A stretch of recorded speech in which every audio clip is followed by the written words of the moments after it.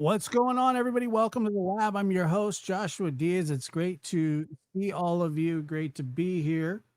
We have a fantastic show lined up for you today. And thank you, everybody, for being here. Today, we have my friend, Dr. Gary Brucato. Uh, where'd he go? Wow, that was weird. Hold on. Let me try that again.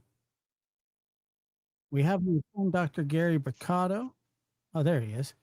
Uh, Forensic psychologist. Sorry, forensic psychologist and author of The New Evil, and also member of the Cold Case Foundation as well. Dr. Gary is a he's not a visiting scholar anymore. I guess it's what is it? A Visiting travel researcher. Visiting what researcher. Yeah. visiting researcher? Mm-hmm. Your sound sounds so low, and I don't know why. Hold on, Let me see. Hold on. Hmm. let me make How sure. about now? Still sounds Better? a little bit, but let me see if I can change it on my end. Go ahead, Hello? do it again. Hello? Let me see if I shut my fan. Hold on a minute. What's one less fan? Hold on, please. I don't know why. I don't know why it sounds so low. It's weird.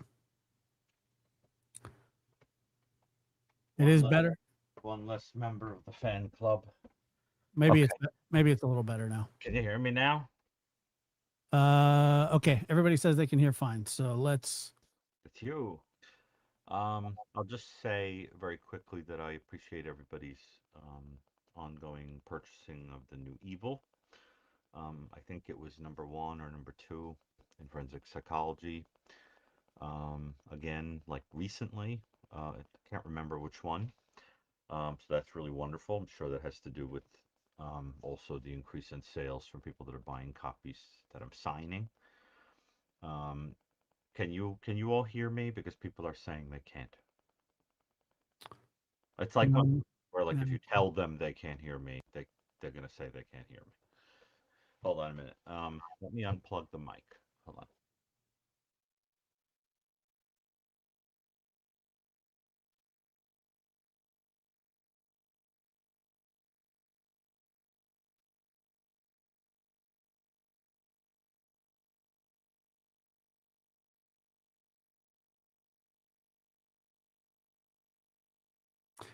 I mean, I don't know. I have a clogged left ear, so I don't know if I woke up with a clogged left ear, so I don't know. Go ahead now. Can you all hear me now? It sounds the same to me. And I've got you cranked on my end. Hold on a minute. Camera, audio. Let me try something. How about now? How about now?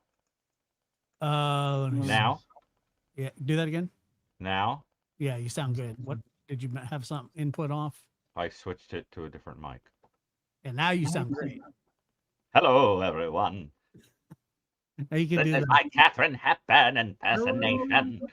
All right. hello, So, okay. darling. As I was saying, I appreciate everybody who has been purchasing the new Evil. It jumped to number one or number two. I can't remember which in forensic psychology on Amazon recently.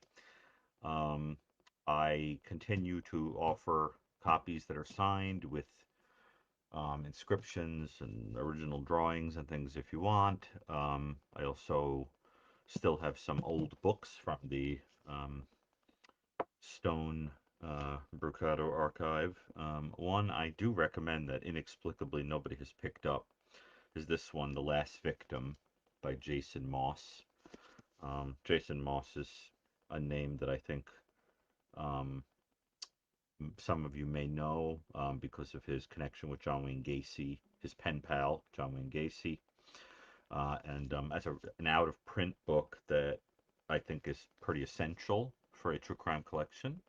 And the other one that I strongly recommend, I love, is American Eve, which is about the Evelyn Nesbit Stanford White case. Really, really great book. But if anybody is interested in those or the New Evil, you can contact me at drgarybrucato@gmail.com. And what I'm doing now is setting the a little pool aside of tips and sales from these books, for like a kind of a crime con fund, to sort of, if enough comes, I'll use it and go to crime con. I'll let you guys decide. They're saying that you're low again. I don't care. Are you going, Josh? Yes, Okay. All right.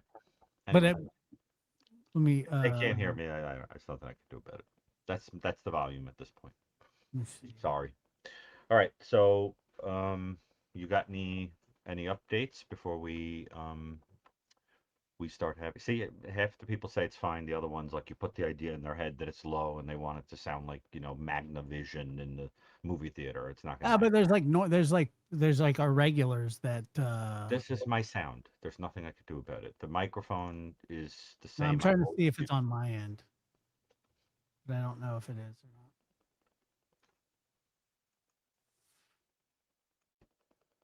I don't think. How about now? I mean, I can hear you, but let me How just about now? go ahead now. How about now? Yeah, well, there's an echo. My volume is on maximum. It can't go any higher. Okay, well, There for are some people on reason the other side of the world that hear me clearly, Josh. there's now I Literally. have an echo. Okay, get rid of the. They're saying you're very loud and it's making it sound like I'm low. Uh, I don't know. I don't think so, but can you guys hear an echo? How about now? Hey, you sound fine,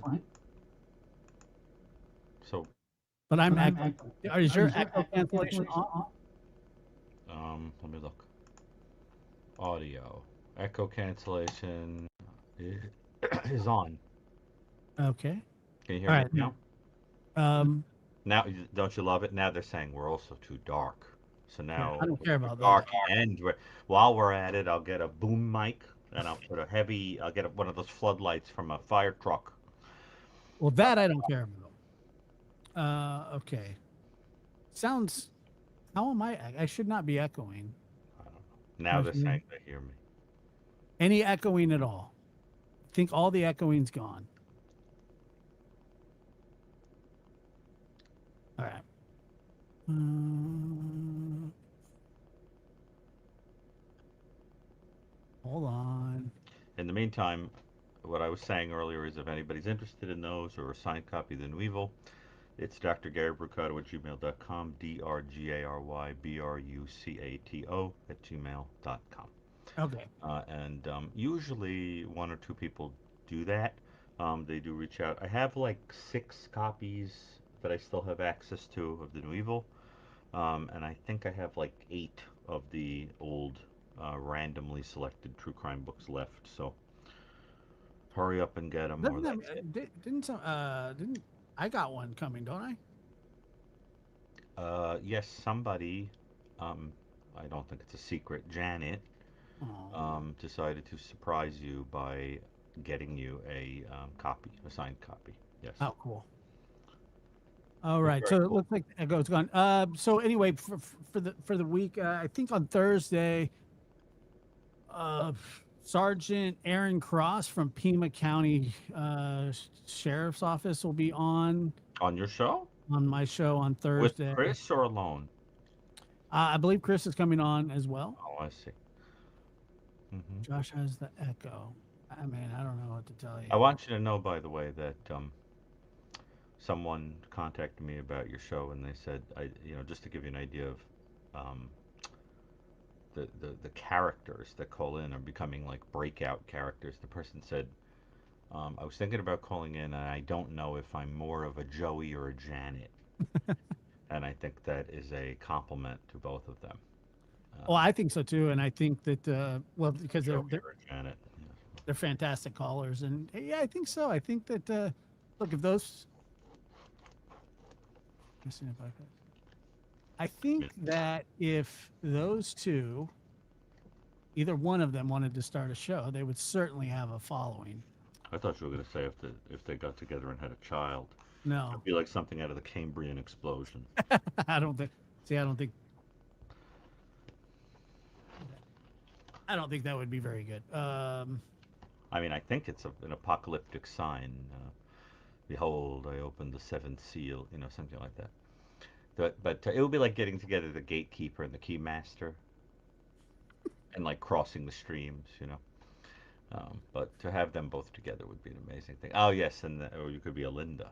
Nothing wrong with being a Linda. They're like archetypes, you know. Planet Janet. I know she needs a theme song. All right, so I'm going to drop the link here. So is it everything working now?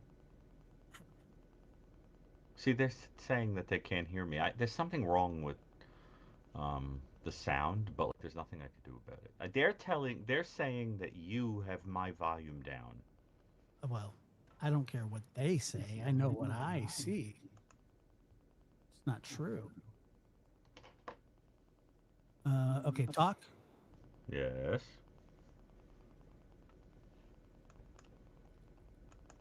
I don't know. I'll have to watch replay. Can't hear. I can hear both okay. I hear Gary just fine. That's what I'm saying. I don't know. I really wish I knew. I've never had audio issues. Well, there's only one more thing I can check, and then we're off to the races no matter what.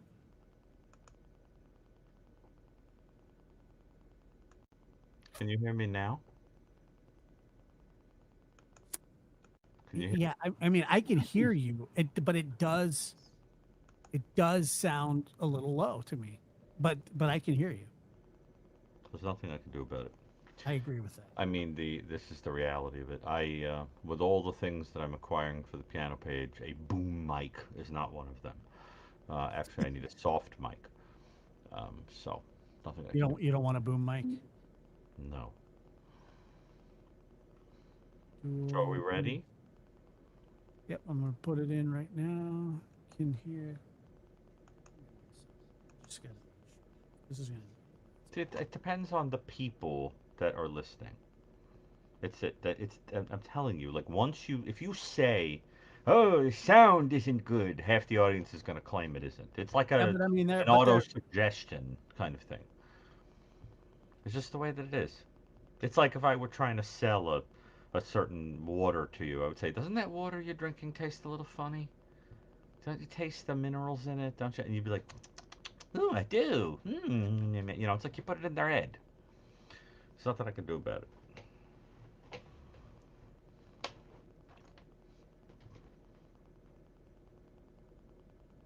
Still, Magnolia says we're super annoying.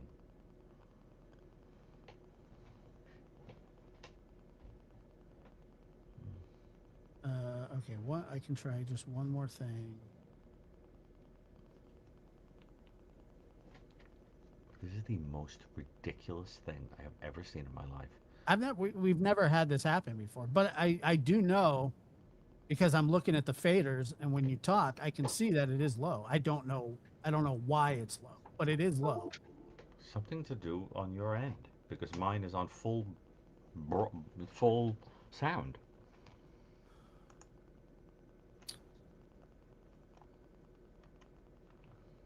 All right, son of a gun.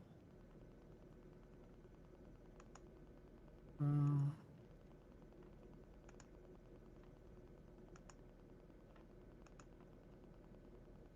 all right, whatever. I Can guess we we're move just on gonna with go. our All right, lives? I we're want to just move gonna on. do it. I want to move on with life. I don't know what else to do. The All only right, thing I so could do is restart the computer. You I want me to mean, restart the computer? sure, you can give it a try. If that doesn't work, it doesn't matter. This is so stupid. But I I'm going agree. to do it to keep everybody happy. Well, thank you. I And then I'll appreciate get that. chastised for being snotty about it. But I'm going to do it. All right, you ready? Yeah. Okay, I'm going to be right back.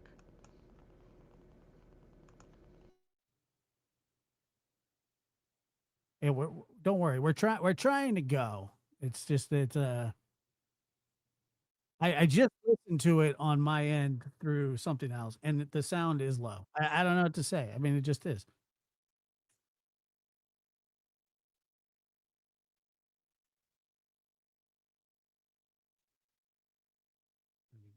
Bounce. Joey, let me hear yours. Joey, hello, hello. Joey, hello, hello. Do it again. Hello, Joey. Hello, hello. You're, I'm not you're, having a you're baby with Janet. Hello, hello. Joey's here. I Not mean, having a baby with anybody. Hello. your sound sounds good. It's you know it's not too low, Dr. Brucato. It was just a little low, but we Well, he's you gone you now. He went to you, start it. you guys can be heard. Is the audience hearing me, or is this just in the private chat? Oh no, you're up, Oh wow, jeez. Oh shit. and you're I not guess having a baby with Janet. We I should heard. crack a joke or something. Holy cow. Is he going to be gone for a while? I can just restart his computer. Oh.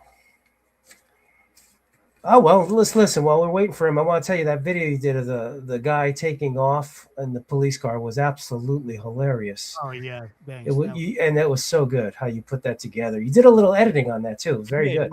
yeah. I caught No, that. it's That was fun. good. He's he's very loud. He's loud enough. He's perfect. I think it's perfect.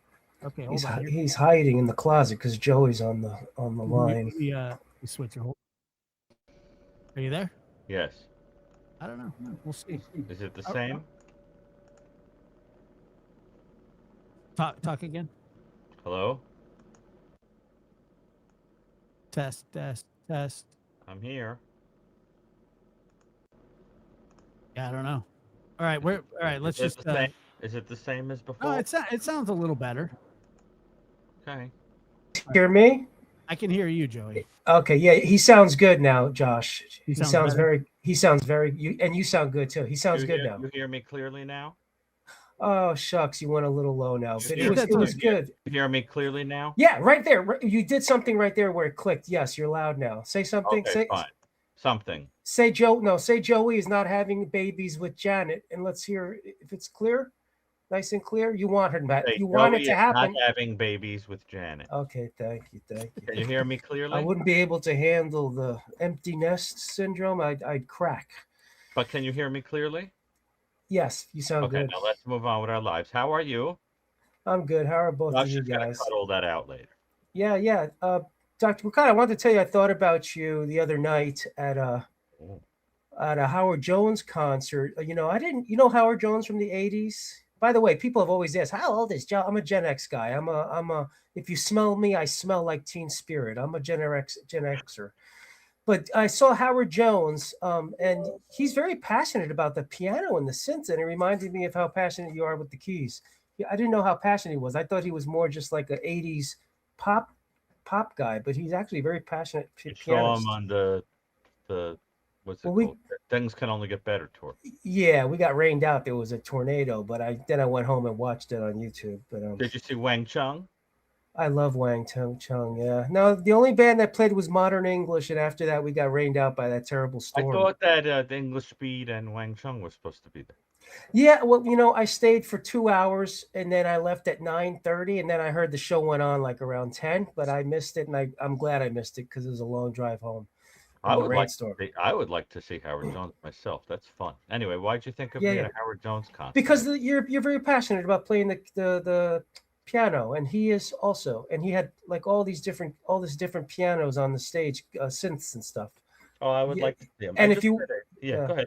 No. No, when you have time, go on a rabbit hole with Howard Jones on YouTube. You're gonna see he's the real deal. Oh yeah. He got in a there was a head-on car accident that injured his wife. He's been with her for over 40 years, and that money from that accident is she financed his instruments to make his first record. It's a true Oh, love story. It's really cool.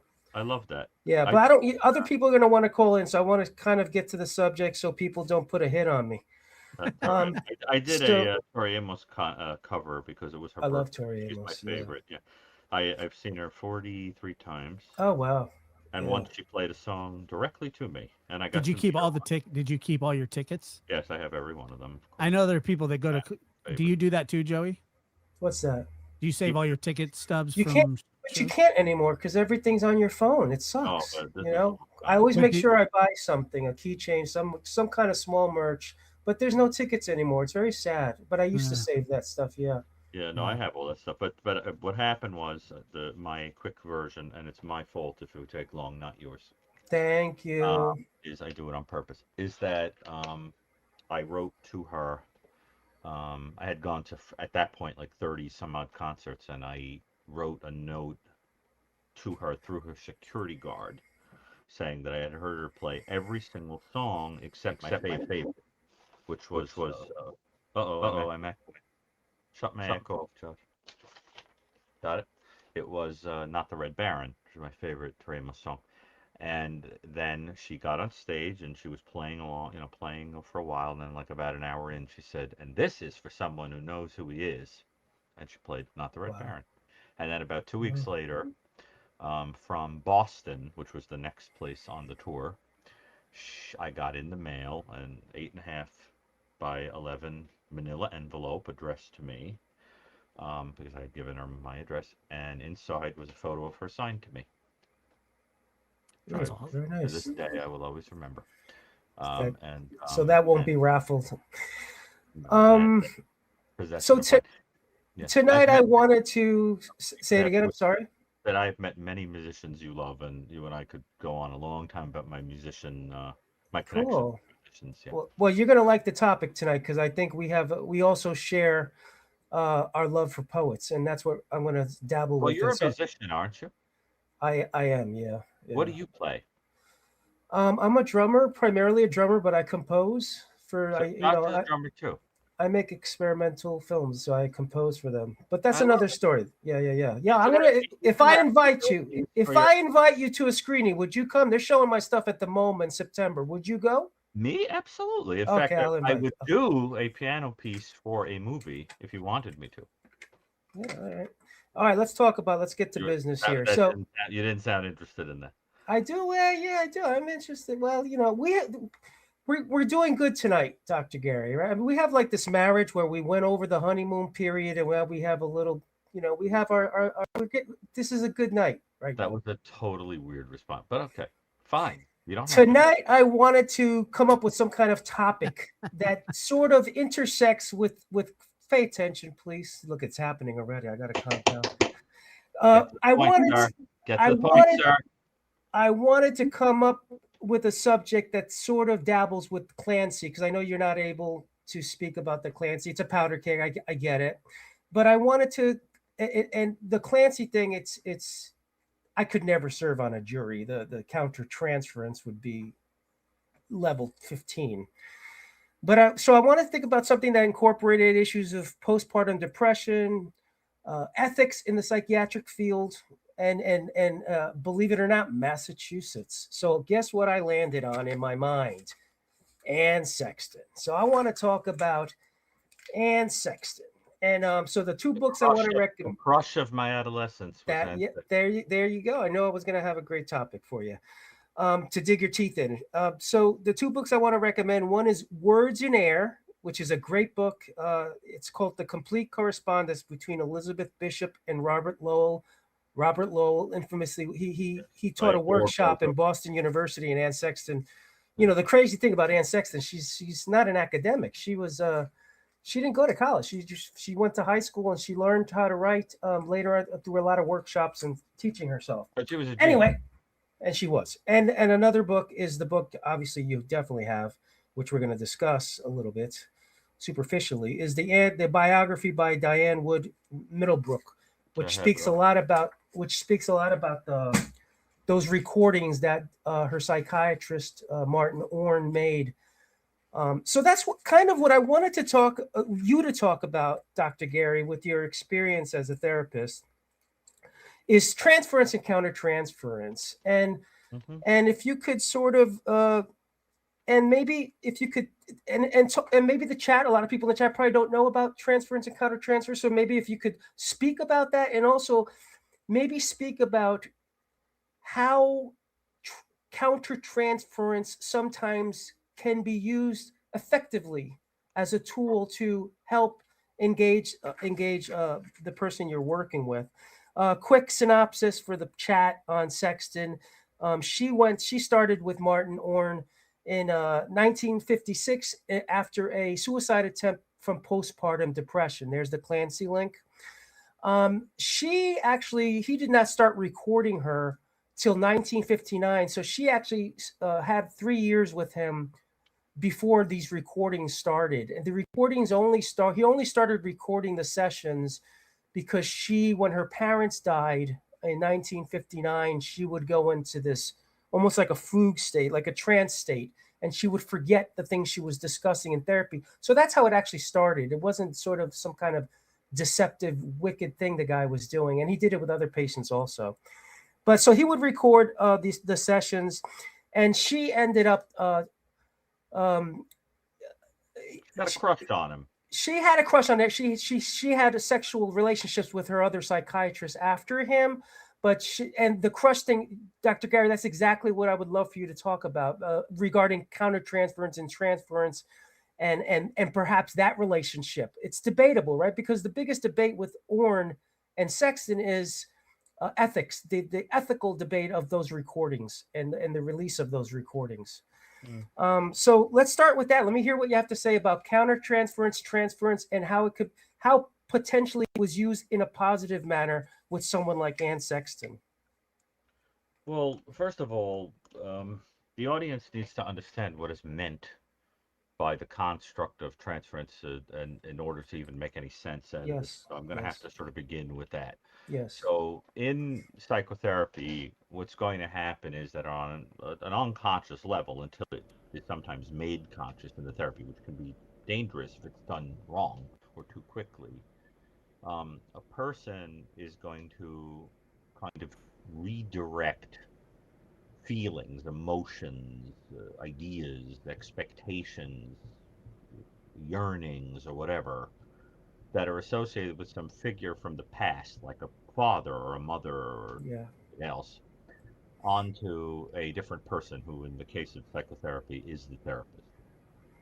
And the construct, which I think is a lot more controversial, is the notion of countertransference, Yeah. which is the idea that the therapist, in turn, will do the same. Yes. The therapist will have that same bias. Now, it depends who you ask about this. Some psychoanalysts classically thought that all countertransference was basically a product of the patient, that the patient was almost pulling you to feel a certain way. And so that it was necessary to enact a certain thing. So, for example, some Freudians might say that the person who's projecting onto you that you're a father figure might want you to behave in a way that you rescue them, or that you have fantasies of listening to them attentively, or telling them how proud you are of them, or whatever. Other people think it's simply the result of the same thing that causes transference. It's that bias that just would happen in any human being. See? And if they're a good therapist, they'll be aware of their countertransference, and they'll encourage you to be aware of your transference. And I've seen every kind, in my career, both teaching it and experiencing it. And transferences can run the gamut from people who think of you as a parent figure to people who fall in love with you, and you have to have a conversation with them and explain that that's simply never, going to occur. But it's important because it then becomes a safe space for the person to understand that it has a psychological meaning that isn't real, right? Or the person can develop a hatred toward you that they don't understand. Or, in other words, the person voices it and you talk about the meaning of it instead of getting caught up in it. You just sort of see it from over here, right? Because that dynamic is so sacred that it's a safe space for the person to acknowledge anything. You know what I mean? And what happened in the case of Anne Sexton is I think those boundaries got lost inappropriately. And what happened? You would say with Orne? You would say Well, with Orne? no, with the one she had an affair with. And so what happens with Orne, as I understood the story, and it's been a long time since I've read it, but the idea there was that she started to develop a very strong mixture of paternal and kind of grounding and romantic feelings for him at a time when she was dealing with emotional turmoil. He became a very grounding figure for her. And you have to understand that Anne Sexton was a deeply brittle, ultimately suicidal person. Some of her poetry is profoundly suicidal. I think, She was also profoundly manipulative yes, and I personally destructive think towards her yes, I daughter. think she Yeah. had a personality disorder. Yeah. not to mention a mood disorder. And but I happen to think that she was very dysregulated by Yeah, yeah. traumatic I incidences love her, but like that. I yes. love her. I always thought she was one of the most fascinating, beautiful people that ever lived. And she had a way of casting a spell with her writing that's just extremely powerful. And I think just the saddest thing, that her life ended the way it did. I mean, when I think about the things she could have put out there, what is your favorite Anne Sexton poem? Oh gosh, probably wanting to die, honestly, I guess. Oh, I know it intimately. I think my favorite is rowing. Yeah. You know what's interesting? Well, two things. Oh, Back to I read it intersect. on here once. I read Back to. rowing I on here. remember that. Yeah. Mhm. One more thing about Clancy before I say something else about Sexton. Is what's interesting about Sexton and Orne and that time, that period in time of psychiatry is people were able to have long-term relationships with their psychiatrist, and that doesn't exist anymore. And the Clancy case, which uh, it's fascinating to me, it's very upsetting to me, is you see her having to use different NPs, nurse practitioners. And I know the truth of the matter is nurse practitioners are much cheaper than psychiatrists, so they're being used a lot more. But this is detrimental to people in need of true therapy because there's no time to really establish these long term. I mean, she had a long relationship, therapeutic relationship with Martin Orne, and this was commonplace, back in the day, and it just doesn't exist anymore. Of course, people can get licensed social workers to have these therapeutic sessions, but it's still not the same when you deal with someone who is a doctor, right? Your sessions, Dr. Brucato, would be absolutely far different than a social worker's a session with somebody. Yes, I would You'd be imagine. in depth. So Well, no, anyway, no, no. There are wonderful social workers. Let me. absolute. No, of It's just course, that it depends how you're trained. There are sure, some psychoanalysts are trained so wonderfully that you really would have a hard time telling them apart from a yeah. psychologist or a psychiatrist. But I think what's happening is that some things that used to be more the domain of psychiatrists are going over to psychologists, and some of the work of psychologists are going over to social workers. So that we wind up sort of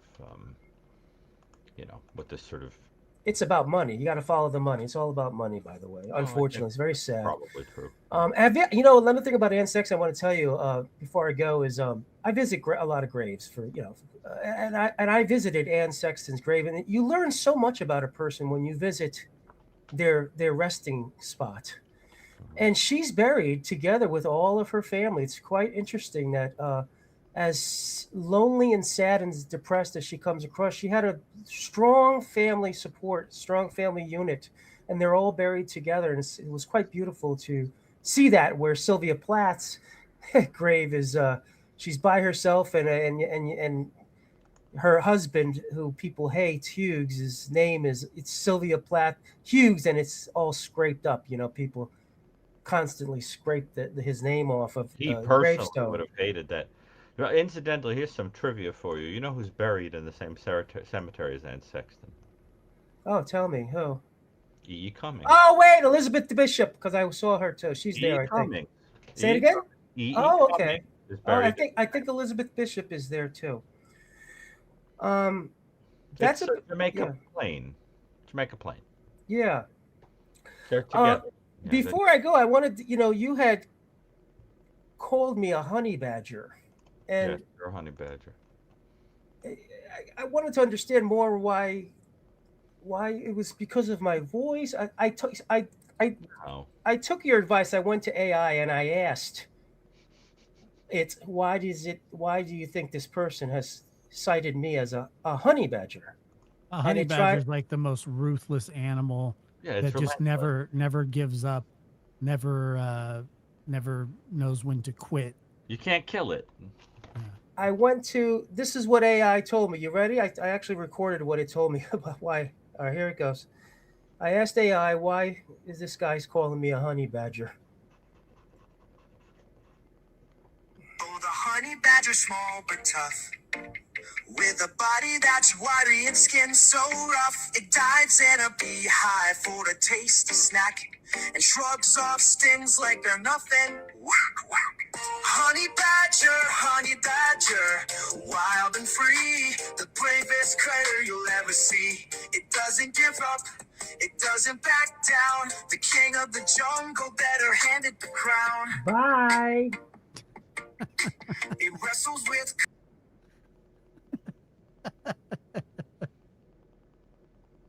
Oh my.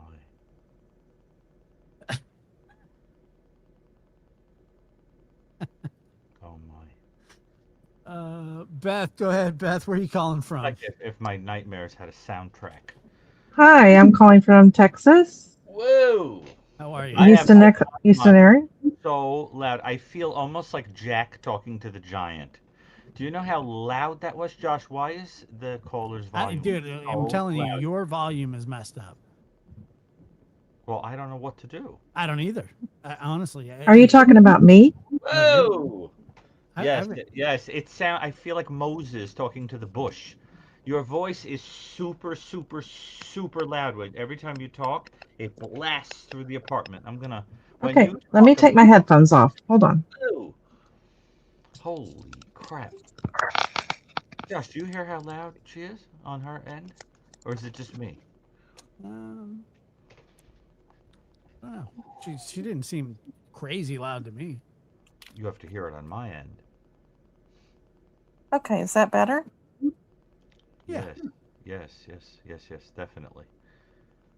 Oh, it No, sounds I good. can't hear you. Hurricane Beth. Hold on. Do you know that Is as it- a kid I wrote to the National Weather Service and asked them to name a hurricane after me, and they didn't. They said they Oh, couldn't. shoot. I don't know what's going on.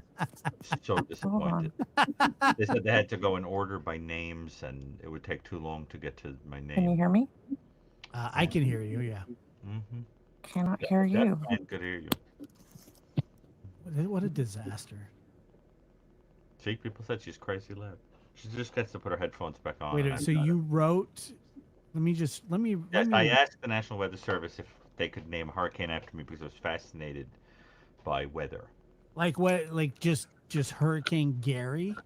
Well, I wanted it to be my nickname, which meant they had to go all the way to S. And it's never happened. There's never been a hurricane with my nickname.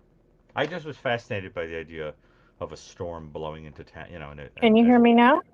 Oh yes. Yeah, we can hear you. I Can you wonder hear why I us? can't hear you guys. Luck. Okay, well, my name's Beth, and I have OCD, and I was very glad to see when I looked on your biography that you treat people with OCD. Yes, it's a specialty of mine. Yes, and I was diagnosed when I was 32. I'm now 64. It took 32 years for them to figure out what I had. It wasn't talked about, and the type I had, nobody even knew about really.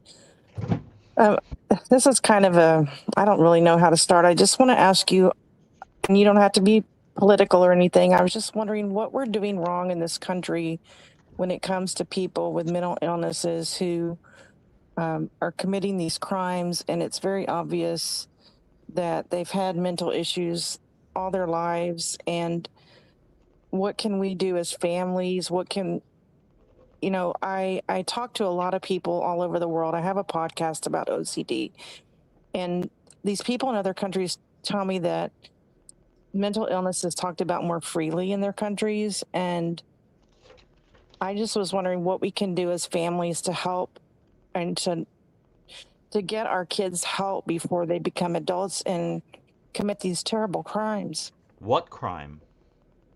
All the crimes have different statistics. Which crime are they committing? Like school shootings, mass shootings. They're not committed by the seriously mentally ill. That's a myth. They're only about 12% of mass shootings are committed by the seriously mentally ill. Most of them are Okay. committed by people who have way too much access to firearms and emotional problems. But they are not Okay. seriously mentally ill in the psychotic way. As a matter of fact, the seriously mentally ill are far more likely to be hurt themselves, to be victimized themselves. Remember, I was one of the co-authors of the largest study that has ever been done of mass shootings. And what we discovered is that there is an enormous myth about the reality of people who are deranged, psychotic people going out and committing. If by serious mental illness you mean that they have personality problems and no coping skills, then yes, there is a relationship. But otherwise, only a fragment. And remember, when firearms are involved, you're even less likely to be seriously mentally ill. Most seriously mentally ill people who commit a mass murder do it using things other than guns: knives, cars, explosives, gases, fire, things like that. People who use Okay. firearms are very rarely, I think in our database it was about 8%, if I remember correctly. It's a really small amount. Hmm. However, it depends on your definition of mental illness. When you say serious mental illness to me, I think you mean psychosis. But if what you mean is a person who has been thrown out of school and has lost all sense of hope, or a person who is bitter and narcissistic that they lost a job, if you mean poor coping skills, then there's a relationship. But I don't consider that serious mental illness in the way that most people mean it. Serious mental illness basically refers to psychosis, and unfortunately, because of this the perpetuation of this myth, there is this idea that you should do things like go out and open up the asylums and then you're going to stop mass shootings, which is, of course, a ridiculous idea that is politically motivated and has no Right. basis in reality. So, what would happen is if you went out and you red flagged everybody with a psychotic disorder, there would be like 8 to 12% decrease in mass shooting incidents. But what would you do about the rest? The Hmm. rest we found to be most associated with drugs, alcohol, and prior criminal history. It's basically about people who lack coping skills in the face of life events. The vast majority of mass shooting incidents. And I'm telling you, the work we did is definitive. I don't mean it was a study of 100 cases. It was every mass murder that has ever happened worldwide from 1900 on. Okay, it's definitive, and as far as I'm concerned, the notion that serious mental illness causes it is a myth and an insult to the seriously mentally ill. Now, when you're talking about things like OCD, there's virtually no relationship between that and violence.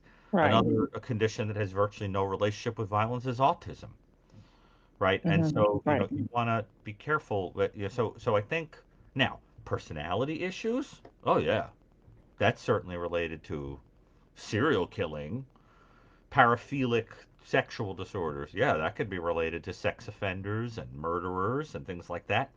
But most people, when they think about the relationship between mental illness and violence, they're talking about these mass casualty incidences that are reported in the paper and or on in the media, and they get scared. But I'm telling you, you have to pay attention to the way those narratives are biased, the way they're Okay. reported by the media, and the way they are politically biased, because very, very big lobbies have agendas in terms of how you depict what causes those things. But the statistics don't match those narratives. You Hmm. understand? Okay. Yes. So, and it's important because it winds up offending and isolating the mentally ill. Another example is that when you're dealing with the homeless, for example, they open up a homeless shelter in the neighborhood and everybody starts to get scared that they're going to start to commit all kinds of crime.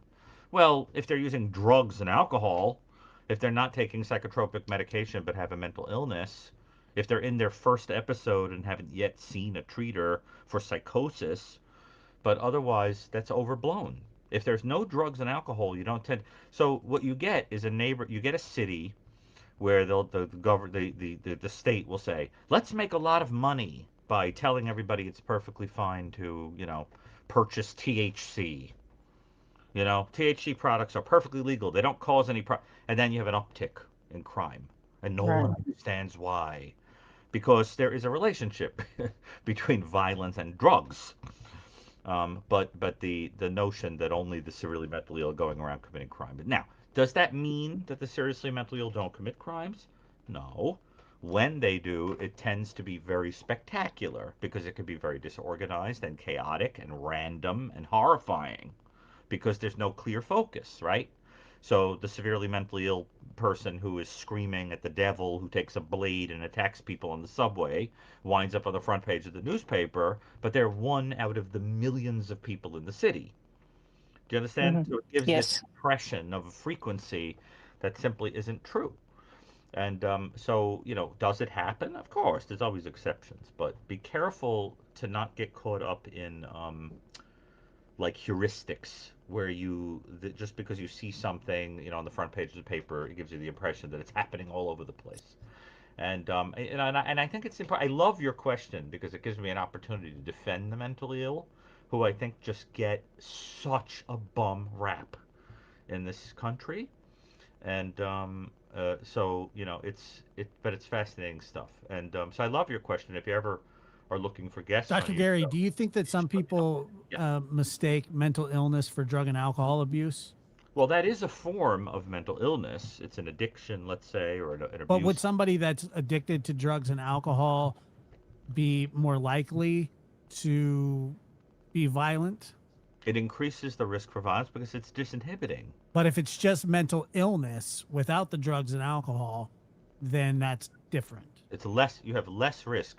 Gotcha. So, like, and then within each condition, you have to think about the dynamics at play. For example, if a person has schizophrenia, you're really only going to be violent in certain ways. So, like, if you're not taking your meds, if you're using drugs or alcohol, if you're in your first episode, my own work argues that, right? If you're in your first episode where you first have that eureka moment where you believe your delusion or voices, if you have certain types of hallucinations that are commanding that you commit violence, or an override, control kind of delusion, like, a device is telling me to take my hand and pick a gun up. There are certain types of delusion hallucinations that are more associated with violence. But generally speaking, there's an overblown relationship. The statistics say, and I know people have different opinions about this, and there are people that I love and think very highly of. I just know from my own work that those ideas are not 100% right. Yeah. Yeah, I know. I interviewed a gentleman who was afraid that he was going to harm children.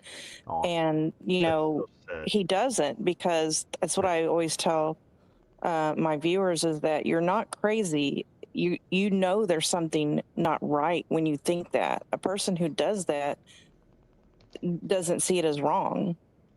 Well, but the problem is that from the perspective of society, it's Right. about keeping people safe. But Mhm. if you have a podcast where you talk about mental health issues and you get into questions like this, maybe we could talk about it there. I Yeah. think it's very, very important, because Okay. there is a demonization of the mentally ill that Hmm. is done, unfortunately, for the wrong reasons sometimes. Hmm. um, and it comes from, like, how do I say this? Just sort of ignoring inconvenient statistics that argue against those ideas. Well, thank you very much. I didn't expect to follow Joey, so Who could do Oh, that, that's right? okay. Yeah, And not in a kangaroo court. yeah. All right. yeah, It's have a all right. nice Thank you. night. Thank you, Beth. Yeah, and I hope that was an interesting answer to you. That was a great question, great answer. Yes, and let me just say that one thing that I was hoping to say to the caller that is very interesting to talk about is people with OCD who have intrusive thoughts that they are going to commit violence. So I have treated people, for example, who become horrified that they have intrusive, violent thoughts that come into their head, and that we could have a whole show about it. I wrote a paper about the frequency of that in people who are at risk for psychosis and what it means versus people, and I've looked at it also in people who just have obsessions and I went to who school never with a in a kid million that years was have thoughts like that. Yeah, I went to school with a kid that was scared that he was going to cut off his own hand. Mm. It was like Oh, he had to be hospitalized and everything. Um, oh, that's so it sad. was By the very way, it was incredibly sad, and it was very confusing because we were kids, and most people just said that he was nuts, but I had known him since we were in third grade, and it's just something that sort of developed. Um, and it was very sad. He got help and was able to move on with his life, but it was like a huge thing, man. It was very right. scary. But So, people are, who are interested in that, can have you heard of contact. that before? Oh yeah, I've had people who keep checking because they think that they um have killed someone with a car, or like, that they've accidentally caused something that hurt someone. And I've had people have intrusive ideas that they're going to hurt someone, like a picture of like killing Yeah. someone, Right. or even sexual aggression or things like that. But they have no will to do such a thing. It just feels like it's sort of coming, and that's something that I think is very interesting to talk about. It's now. By the way, is my volume better? It sounds like it's gotten better. Because people are now saying it is. So I still think it's mental that it sounded that people are thinking that because it was pointed out to them. All right, so Yeah. All let's right. go Let's on. see. But that was a very interesting call. It was a very bright and interesting caller. This is a good question. Let's see. Okay. Yes. All right, Mike. Mike, go ahead. Where are you calling from, Mike? Harper's Ferry. Hi, Mike. Oh, I remember you. How are you? Good. Gary, I have a reoccurring dream where I see my dog and it gets hit by a car. It's like just down the road. Is that weird or what? You have a dream. I'm sorry. Say this again. So I keep having a reoccurring dream, maybe twice a year, where I I mean, I see can't. my I can't dog. really answer this question because it's a clinical question. Oh, I'm sorry. I'm sorry. I'm sorry. Yeah. Uh, Right. so did you figure out how to water your plants yet? Me? I've been watering plants You, for 45 years. I know, but you Wait said a you had to minute. take a trip or something, and Wait a minute. You said 45 years. You're 48. Yeah. You've been watering plants since you were Almost 3. 45 years. I started learning about plants when I was 4. Wow. Yeah, I know. I know, Amazing. but you said you were I you also were going to started take a playing trip. piano at 45. I know you said you were Oh, going to take a trip. he's talking See? about that. I said I was worried to go Yeah. on the trip because I couldn't water the plants. Yeah. Yeah, Yeah. you Yes. give someone the key and tell them to water the plants. Okay. Well, All 400 of them. well, By the way, Mike, I have reoccurring dreams sometimes too. Not about my dogs, but other Camel. things. I know. About Uh, I've actually talked about it on the show before. My grandpa. I dream about him a lot. Also, Joey, or no, Josh. I'm I sorry. don't dream I'm about calling you Joey. Joey. Never. I Joey. never dream about Joey. I don't know what's going on here, but it got real weird. Anyway, so tell us what you calling in about. I'm sure it's not horticulture. There's a couple. I got notes, So Of course. I don't know if we can get through all of them, but one is that Hayden Panettiere. Yeah, that She's was an Yeah. so sad. actress. Yeah, that was so sad. Did you watch the interview she did? Which one? I don't know. She did one with some guy about a couple Oh months wait, I know ago. where this is. I know where this is going, Mike. I know where this is going. Nah, it's not going anywhere. But I just wondered if Gary watched that. I didn't You watch don't the you don't think last that interview with her. you don't think that she was blowing the whistle on somebody? I do in the back of my That's where mind. I said Yeah, it was going. I told you it was going somewhere, and you said it wasn't going anywhere. I guess it was going somewhere, Hey, wasn't of it? course it was. I knew it. Into an I'm iceberg. not being that guy, but And anyway, also I wanted to bring up psychedelics to Gary. I know, and after I heard you talk about marijuana, you're probably not into it, but psychedelics and mushrooms as a treatment for That's different. PTSD. That there are a lot of people who are interested in controlled use of psychoactive substances for treatment reasons. That's very different. Those are things that are being clinically looked at, empirically validated. I have had people, use things like that in a controlled situation with a doctor who knows what he or she is doing, and it's been very life changing. So, that's different. There are some people who believe that that's going to revolutionize psychiatry, that there will be new treatments that are made available to people. So I think that that's, I don't think that you could throw the baby out with the bathwater just because people can abuse certain things. Doesn't mean that when used in a controlled way, they can't be helpful. So, yeah, there are people who do that. I've seen people very transformed, but it has to be done with a physician who knows what he or she is doing. So you're good with that? Well, so I'm good with it. I think based on the evidence, it's helpful to some people. Yeah. If it's done, if you're talking about medicinal use of certain substances by a physician, is that what you're talking about? Where the No, yeah, doctor yeah. the What if somebody has PTSD from they went in a war right. and they're a soldier Right, and they I got understand. issues? Yeah, right. Yeah. Which drug in particular?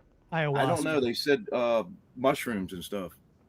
Well, I'd have to look at the literature to be comfortable to answer that. But the But Governor Rick Perry, he championed that. mhm, He fought for that okay. for soldiers. I don't, I'm just saying, but And listen, if there's empirical validation for something that helps soldiers who have experienced PTSD, it's validated and been looked at by the FTC. If it is approved and validated, that's wonderful. Like for example, ketamine. I have seen ketamine change people's lives. I had one person say to me that it feels like somebody took a squeegee to the dirty windshield and they could see the world without dirt on the windshield for the first time in decades. Ketamine is no joke with people that benefit from it. It is life changing. So it's I think it's wonderful that we're getting to a place like that in treatment. Wonderful. nice. Are you a veteran, by the way? No, no, no. Yeah, I I have just great follow it. respect for veterans. Yeah, I have such great respect for them. Can you picture in 2026 how few people, like let's say like an 18-year-old, how many Are you on 18-year-olds mushrooms? are going to put their phone down and give up all their stuff and go join the war effort? Nobody. I mean, it's in 2026, maybe in the Well, a lot of 40s. people join up to the army just to get a job. You know. I understand, but if there's actually an active war. Now, after 9/11, people had a sense of revenge. They wanted to go out and avenge the United States. That was different. But like over the things that are going on now, I think it'll be very hard to get people to go, yeah, I'm going to enlist to potentially lose my life. It's very hard. And I have great, great respect for people who lay their lives down or risk their lives for this country. It's extraordinary because there's a drying up of people who understand the concept of putting their life on the line for an abstract idea like democracy. That is a beautiful thing. God bless those people. And they get treated like crap when they come home. You ever see How the about the? generation of people who came home from Vietnam? People were spitting on them. It was disgusting. There were people who went there and were blown to pieces for this country, and people forgot them. So I have such a respect for them. And so any treatments that exist that could help people who've experienced those kind of trauma, if they're validated and they work, it's wonderful. Don't you I think? agree. I agree. Any drug or substance or chemical compound that can In a fix doctor you, setting, done medically and yes, appropriately. Yes. all for it. They deserve our respect. I'm sorry. That's just a group that I don't know. It's just, I hate what Josh, don't you feel that way? They get treated like sometimes like they're invisible. What, veterans? Yeah. Especially veterans as they age and they kind of Yeah, slip one it. of my favorite charities is the Wounded Warriors. Oh yeah, absolutely. We should put a link up for them. Yeah, Hey Gary, Dr. Gary, awesome. I wanted to change it up a little bit. Sure. Go into the Nancy thing. You always want to go to Nance. Well, yeah. Well, But we've gone to What you do is you ketamine. throw out an entree. You well, throw out ketamine, that was a good one. right. You throw out an entree to sort of get people a little A little loose, bit. and then you But let you. Chris came out to that this week and said that he believes it was a hit for hire. Yeah, Remember, he came out and that's an said that. excellent theory. Chris knows what he's talking about with the I know he does. with a lot of these cases. There is a wisdom to him. He has instincts that come from many years of doing homicide work. And what happens is it's sort of like if you spent a lot of time in China, you'll understand the culture of China. You understand? If you spend a lot of time in homicide, you get it. You understand it. You understand how it works. And that's a pretty good theory if you think about it. Yeah, but it took It him was 6.5 months to come up with that theory. no, it took him 6.5 months to share it with the public. Oh, okay. Did that Take the, change anything with you when he came up with that? But I think you already said it was a hit for hire I or something, think right? it corresponds with my notion of chef and waiter, Mm. the brains of, and the one who does it. Well, I mean, and it's That's what I. something that like we've discussed privately too. Oh no. Um, Chris knows what he's talking about with that. so I think Chris has a tendency to get too little credit. And a lot of times, Chris comes up with ideas that get picked up by other people, and people don't realize that Chris started them. I've seen that happen many times, but I've always been very impressed by it. He is a very prescient person. He has a way of sort of seeing things before others put them. Prescient. What does that mean? That's It a new means just word for me. knowing things before most people do. Takes a Okay. while for people Psychic. to figure them out. No, not necessarily. Just being able to put parts together so quickly that you figure things out quicker than others do. Okay. Very, very good at it. And so I love And listening to him because a lot of times I he do. says I things do. that I turn out respect to be his very right. opinion. I respect your opinion. Yeah. Now, didn't you say that what you about thought my that the? opinion, Mike? Oh, well, okay, okay. Come on. What you got? Don't trip all over yourself answering that. I have What some was that perspicacia. answer you just gave? You got all like anxious, like you I were have gonna. some perspicacity. Oh, very good. Very Oh, you got a new word. the sesquipedalian word of the day. Yeah, Hmm. Hmm. I was just kidding. I don't care what you think about it. Okay. Um, Okay. One other question, and I thought that Dr. Gary said that he thought that the porch was staged. Do you No, still I stand said, behind? I said that it was a possibility, but unfortunately, what happened Oh. because the press has a tendency to only hear partial things when you give a complicated answer, is they isolated that I said it was a possibility as if it was my hypothesis. And what I said was it couldn't be taken off the table, and the reason it couldn't be taken off the table is that based on, if you go just on corroborating evidence, you cannot really say with certainty anything that happened in that narrative after she gets to her daughter and her son-in-law's house. Everything after that is based on stories that have been told, but they have to be like scientifically validated independently. And there is no evidence of anything after that. That is not intended to cast any kind of aspersion. I just mean you can't show anything after that definitively. And look, I mean, there was a search of their house and their car was taken. I'm sure at a point, law enforcement realized the same thing, and then they went from there in terms of who they cleared or whatever.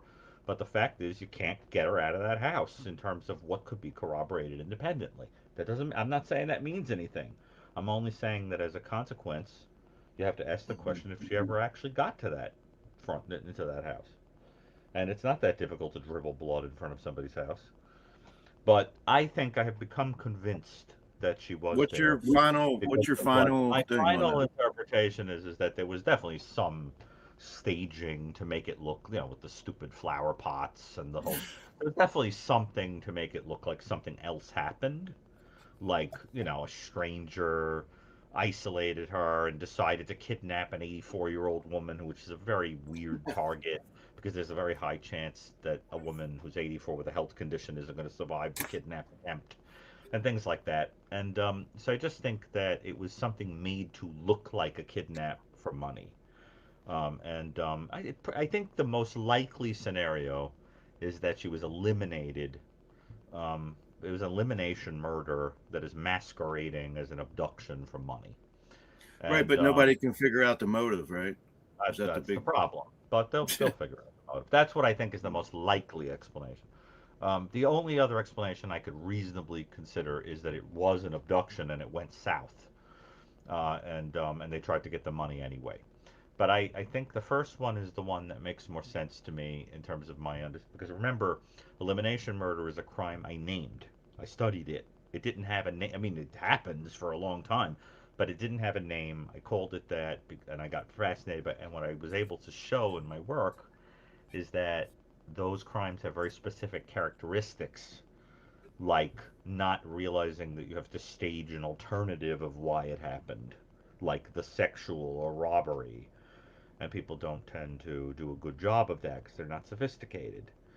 Well, you Or you lose have big you have you have diagnosed how many murders, and you've diagnosed. You mean evaluated people that yes, are criminals, yeah. like people that are found guilty of crimes that I have to go and evaluate that are being charged with a Well, crime. And just as a student, even well, I've worked on prison units and evaluated people that were criminally unwell, that were dangerous, that had murdered people. I've done where you go to the prisons and you evaluate them. I mean, I've done risk assessments on people that have committed violent acts and, or may commit a violent act. I mean, this is my bread and butter. This is all I do. wow. So, and I mean, additionally treat people with other problems, mental illnesses, people that are victims of violent crime. I've seen the whole gamut. So, but my point is, to get to your question, is that I think if I had to move in order, elimination murder is the most likely in my mind, followed by an abduction that went south. There's no other thing I think is reasonable. All the other theories are interesting. I respect them, but they don't make sense to me. Money is certainly at the root of it somewhere. And I think mixed in, there's also some personal issue. Remember, 76 to 92% of women who are killed know the people who killed them. I think there's a very high likelihood that the person who did this knew her. All right. Okay, Thanks, Mike. jumping subject real quick. Dr. Gary, do you like Billy Joel? Yeah, I've met him. Very nice person. The Very hell kind talented. of You like his question is music? that? Yeah, of course. I like We Didn't He's a Start the piano Fire Alone. man. Yeah, of course. I've played that a million times. He's very talented, wonderful person, really kind, in the brief interaction I had with him. Kind man, brilliant, performer, really Mhm. lovable. Yeah, of course. Who doesn't like Billy Joel? Billy Joel's like I one of those thought people you like, did. I didn't know though. It was who a doesn't like? I mean, it's really hard to find someone who doesn't like Billy. That's like one of those ubiquitous, like in every CD collection, like you have Billy. It would be weird not to like him. You'd have to be like going out of your way to not like him. You know what I mean? It's like a person who also doesn't like Josh. like who. It's like if you said like, tell me who you hate on television. You're like, you know who I hate? Mr. Rogers. Oh, Like I hate Louis Anderson. Like what? Like there's also some people Josh. like I'll give you a Tom shout Hanks. out, Josh. Right. Would What's that that? was that an AI video that you put up with the guy Oh Lord. with the car? No, that was a real police chase. Wow, Unbelievable, wasn't it? unbelievable. Yeah, it's on my Lab After Dark page. If anybody wants to go see it, So I I'm watched that. reacting. I'm reacting to an absolutely crazy police chase. It was one of the weirdest ones I've ever seen in my life. You ever watch old episodes of Cops? Hmm. They're the best. Or To Catch I a like the Predator. New Jersey ones. Those are my I favorite. love To Catch a Predator. Also, Dr. Gary, did you ever watch Quincy Oh yeah. back in the day? Yeah. I mean, I was young. It was pretty good, right? Jack Klugman. Yes, I love Jack Klugman. I love the randomness of your questions. Do you You like remember it? remember Chris Farley? When Chris Farley was that character on Saturday Night Live that was supposed to be a talk show Well, he host? fell through the table. I live in a trailer. I live in a van down by the river. Not That's Foley. where I No, live. no. He had Do you this really? character. He had this character where he was a talk show host, and he would talk to a celebrity, and he would always go, "Remember that part of the movie where you went like this? That was great." And then the famous person would be like, Wait, Mike, do you really live in a trailer down by the river? "Down by Yeah, the I really river." do. I really do. Nice. Foley, Nice, right? That was yeah. Well, isn't that special? All right. Well, Yeah. well, it was a pleasure to talk to you. I really appreciate it. And Josh, any questions for him before we? No, Okay. Well, there are no losers today. We have the lab home game. And Josh, give him a copy of the home game. I don't have it. Oh crap. Well, we don't have anything for you, but take care of It's yourself. And okay. yeah, you wouldn't want to play it anyway. It's a big pain. Nah. Yeah, yeah. All It right, comes with Hey, Mike. an peace out. inflatable. It comes with an inflatable, Josh. Take care. All right, take care of yourself. Oh, That was funny. that He's was a nice guy. awesome. Yeah, I like him. All right, but I like his and I like how he pretends he's interested in things to get you to talk about Nancy Guthrie.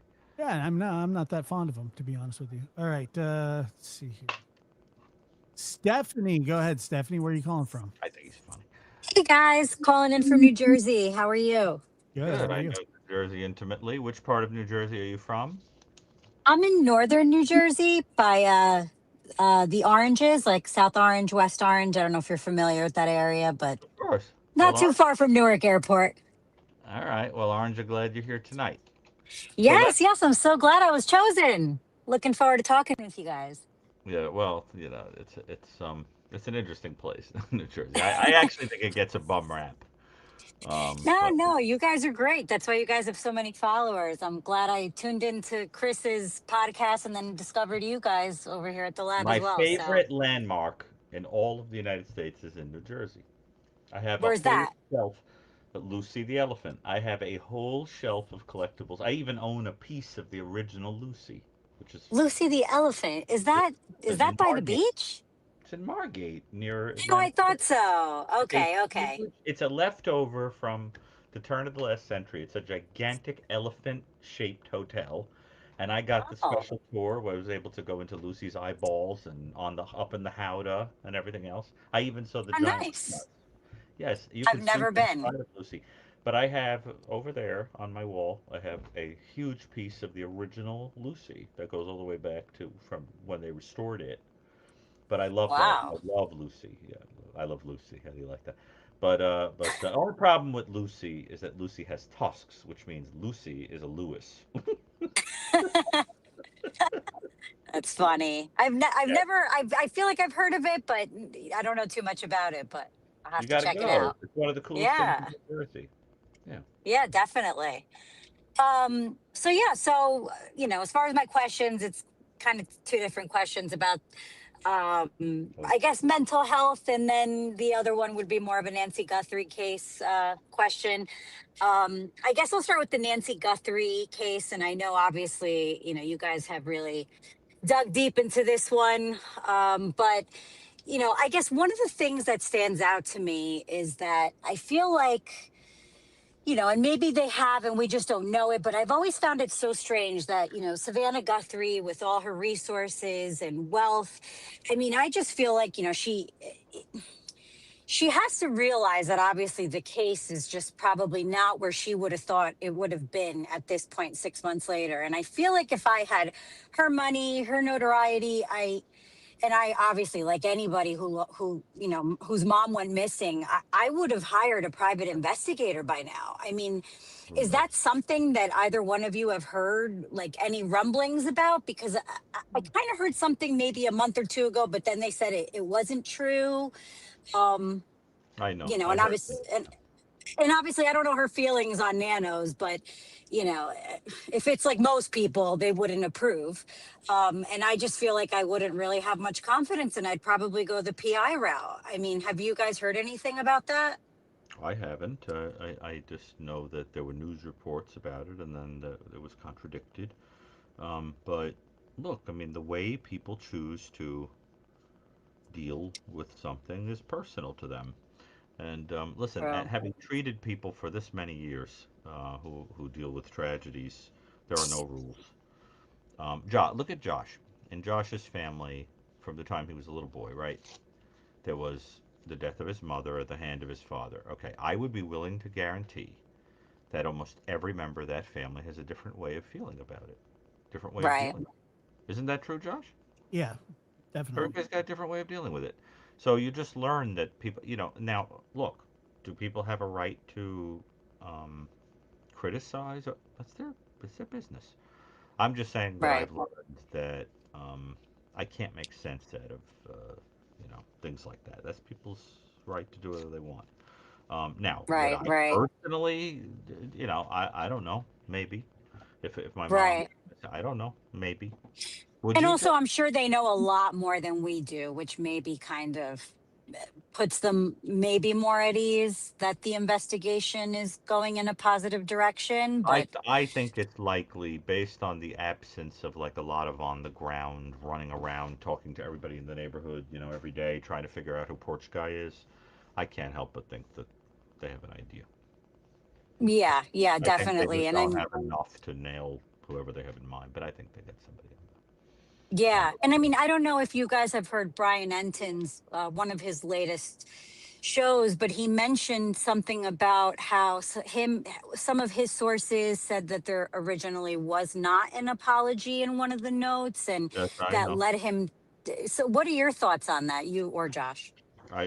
Josh, you know what she's talking about? I do. Um, I think that I think he got bad information from the source.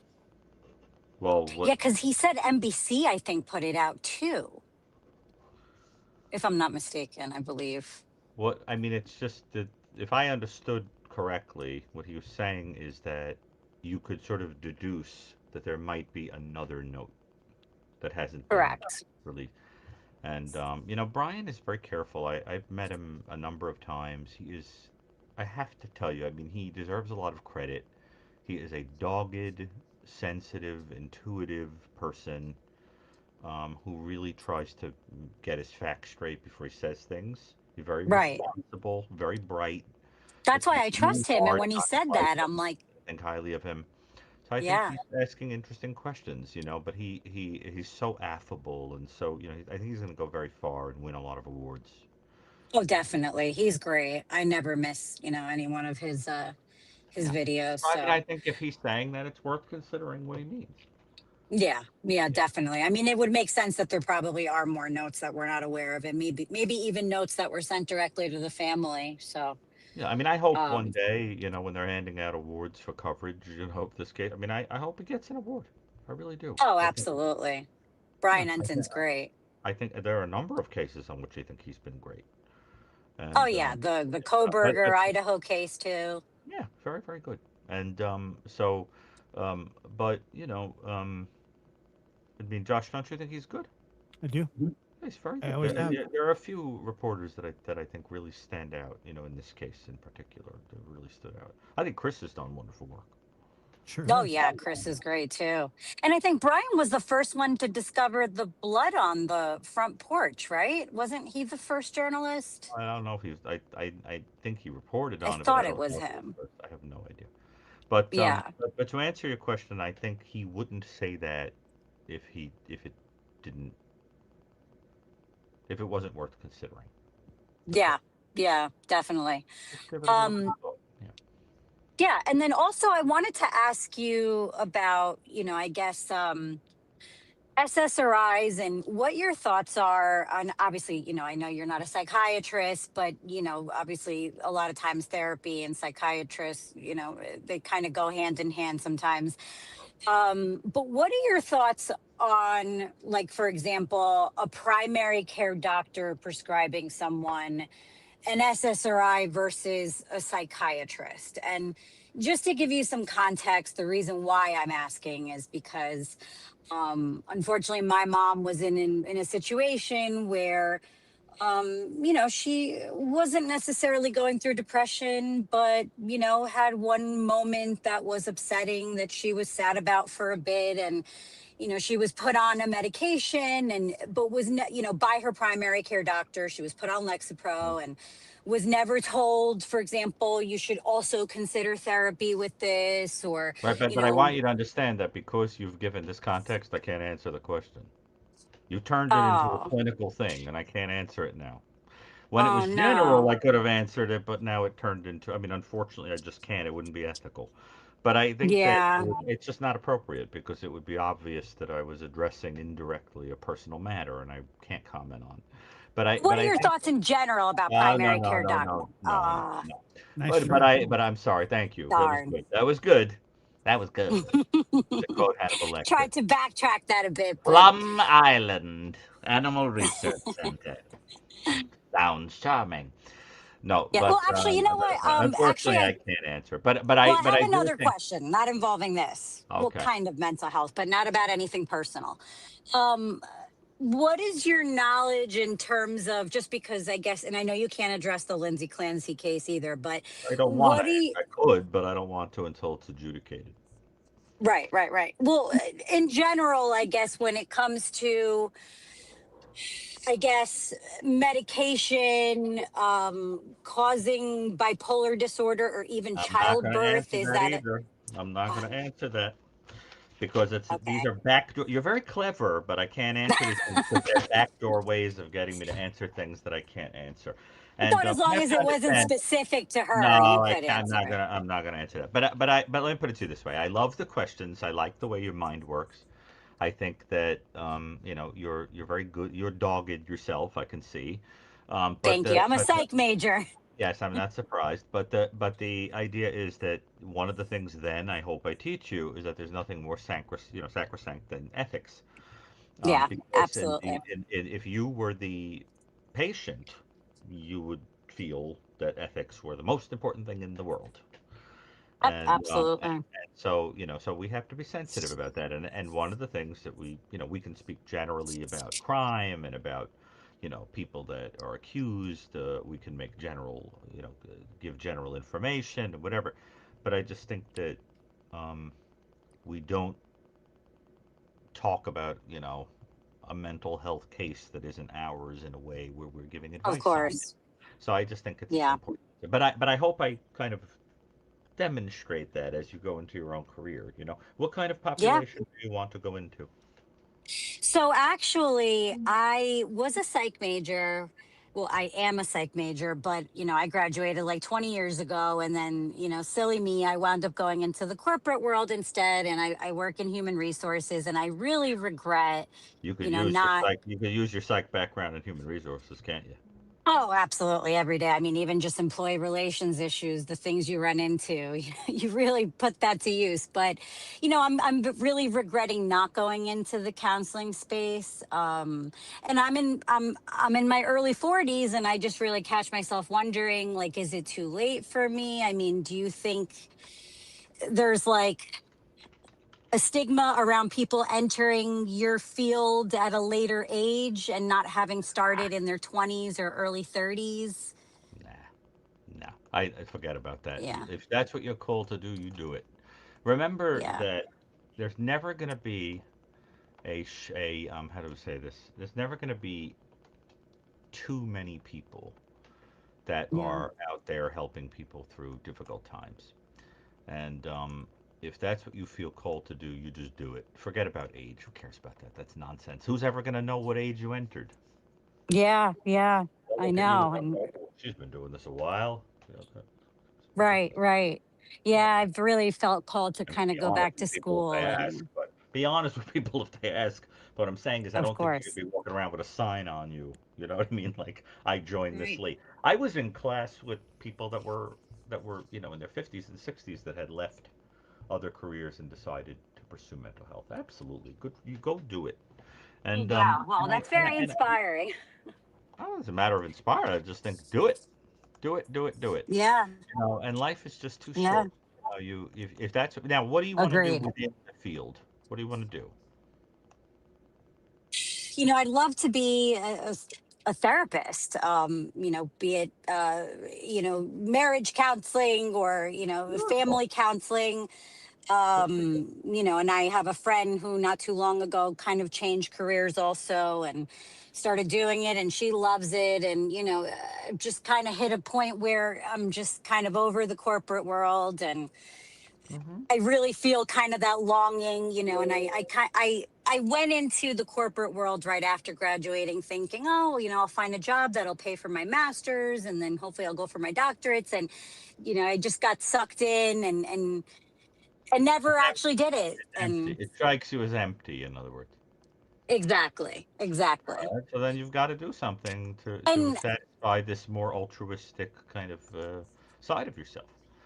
Yeah, And definitely. And having watched my mom go through, I don't mean to get personal again, but I've watched many go through the struggle of not being able to find therapists, for people that really needed it. And it's just, there's so many people facing mental health issues, and there's just seemingly not enough doctors out there or therapists out there to satisfy, the need nowadays. And that's kind of what also has me thinking about going back, because I hear there's just such a demand. So right. Well, there's always going to be a demand for people. That's the whole point I'm trying to make. It's just one of those right. things where there's always going to be somebody who needs help. Yeah, yeah, absolutely. And AI Especially has in kind of taken over my 2026. current career. So, Don't get me started on AI. All oh right. yeah, Well, yeah, I have a huge problem with the whole construct of even calling it artificial intelligence. Intelligence same. implies a consciousness. That bothers me. It mimics consciousness, like some people do. Yes. That was a joke. But I have a problem. It's sort of it's like saying artificial life. So, Right. so just because it mimics life doesn't mean it has life. Right. And Um, and even I had an AI recruiter reach out to me the other day about a right. position, and it's just so strange having, a robot interview you versus a human being. And that's how I knew, okay, I think it's my time to kind of Well, switch it, careers. So, listen. It sounds like you already know what you want to do with your life. So go do it. Go help yeah, people. absolutely. And that's a wonderful thing. All right. Well, Well, thank you. Thanks, I I really Stephanie. appreciate appreciate the it. call, and I hope that inspires you in some way. I've had a number of people that I've encouraged to do that, and then they tell me years later that that it really affected their life. That I kind of pushed them that way. Well, you go do Yeah. that. Yeah, good for Thank you. you. No, and I agree that this has been a great motivation. Thank you so much. You're very welcome. Okay, Thanks, go Stephanie. All right. go Have a do it. great night, guys. You'll fly back to school now, little starling. Fly, fly, fly, fly, You fly, do that really well. fly, fly, fly. Fly, I do that a fly. little too well. It's disturbing. Yes, you do. Lizzie, go ahead. Lizzie, where are you calling from? Massachusetts. Your name Uh, is Lizzie, and you're from Massachusetts. Are you risen from the dead after killing your stepmother and father? No, I'm not. thank A God. little bit too coincidental for me. Are you named after Miss Borden? I am not. Actually, my mother named me after Queen Elizabeth. Oh, how interesting. So it's not Lisbeth, like Miss Borden. No, no, no, no. Okay. All right. Well, we're Borden Josh to tears, so let's move on. Well, actually, I just wanted to let Josh know that Oh Lord, in Whitehall, New York, September 26th is the Sasquatch Festival. it is. Are you going? You know what? Beautiful. I think I just might because I think the people watching would be absolutely fantastic. Well, do you believe that Bigfoot exists? Oh my God, help me with this conversation. Sorry, Dr. J. I was actually out of work for a couple of weeks I like and your voice, by the way. oh, thank You have a you. very sweet voice. I can't explain it. You sound like a very kind soul. What did you do? What did you do before you were out of work? She was a No, Sasquatch hunter. no, I actually I work in human services up here in Massachusetts. That's wonderful. But Unless I it's a euphemism for something. It's not. This is not Lizzie Borden, Gary. Can you stop? Damn. I always wanted to know what she sounded like. Really? Yeah, I would love to hear her voice. Well, Because when I does that can't net? When figure does out looking the at her face what she would when have does the looked like. Netflix doc or when does the Netflix series come out? The one with Sarah Paulson. I don't know, but I hope it coincides with when my chapter with Ann Burgess comes out about it. Well, it'd be a good time to hit the algorithm for sure. Well, listen, anytime you want to have a conversation about Lizzie Borden, I'm here. She did it. Are there people that argue with you that she didn't? Yes. They're up there with Kohlberger worshippers. Except the difference is like she was acquitted and he, said he did it. Hmm. By Well, the you way, should there are people when on you the L go, train you that look should like email me Sasquatch. some photos from there, and I would love to show them. But on the L train, they would just look like they blended in. Who? Sasquatches? Sasquatch would just blend in with some people that are on the train, My sister especially used the to L tell me train. that I used to look like Wolverine all the time. Oh, okay. It's just like a form of sort of like a Bigfoot. I mean, it's a kind Don't of they a. call Bigfoot skunk ape? Isn't that I've another name? heard I've heard I them I've heard them say that before. I've Yes. never heard of skunk ape. Well, you haven't ridden the L train. Now, but in all seriousness, are you attending this cryptozoological Oh yeah, she's a 10. Well, hopefully she is. carnival? Yeah, I do think I want to check it out. Like I said, the people watching I think would be fantastic. And I was out of work for about a month, and I went down the rabbit hole on YouTube and started watching all these videos about Sasquatch, and especially growing up in New York, my parents had a house up in Lake George, and that's My favorite why. place in New York. Oh, really? Yeah, I went every year of my life for almost 50 years. Did you go to Capri Pizza? Oh, yes. I've been to. My favorite is the Frankenstein House of Wax. Oh, of course. The Frankenstein House of Does it Wax. surprise Yeah. you that I'm fascinated by the Frankenstein House of Wax? But I got to tell you that when it comes to people It's obsessed with cryptozoological creatures, I like Sasquatch people, but my favorite are Loch Ness Monster people. Loch Ness Uh, Monster people are a very special breed. I'm fascinated by them. They tend to be more scientific and, how do I say this? They're geekier. Like they'll say, you know, I took this microphone and I put it deep down into the bottom of the lake, of the loch, and I heard a bubble. And I know there's a cryptozoological plesiosaur swimming around there for centuries, and you're like, okay, you know. But like Bigfoot hunters are more ridiculous. They're like, I'll put a net hanging over a tree and I'm gonna catch him, and you're like, all right. But I just think the yeah, but Nessie people are nerdier. that's where you lose credibility because you're into the Frankenstein House of I lose Wax, but you have a credibility when you problem with believe there is a large, you have a hairy ape creature walking around undetected in the forest. you talk to plants. I don't talk to them, and they don't talk to me either. They just leave. Now, well, then, Dr. Gary, do you know that they have a festival in Lake Champlain for champ. champing? Yes, of course, I know. I love all those things. I think I also love the Jersey Devil. It's hilarious. Yeah. And I love all those things. Mothman. Mothman has a special place in my heart. The Of course he does. Why wouldn't you? chupacabra. Oh, I love all those ridiculous creatures. They're the best. But the But you best, have a problem with Bigfoot? no, not really. I'm only kidding. But I think that the most interesting thing is when there's a cryptological creature that turns out to be real. For example, Architeuthis, the giant squid. No one believed it was real, and then it Dude. was. Or another example Wait, being what was that name oarfish, again? Architeuthis, and then there's those Architeuthis. oar fishes, those big long like 60-foot sea serpents. Those damn things turn out to be real too. So it's like there are creatures like this that But do I think we're gonna find a Bigfoot? Not in particular. No, I don't think so. But Josh, don't you Architeuthis. love Nessie hunters? They're the best. No, no, I only like Bigfoot. What about UFO people? They're great. Yeah. And why are they all called Cooley? Well, I could go either way on the UFO people. Mermaidens. That's a good one. Yeah. No, I just think they're that the and I also love early stories of creatures like that. They're very funny. For example, this is so my sense of humor. I think it's very funny that people try to make the argument legitimately that the mermaid idea came from manatees.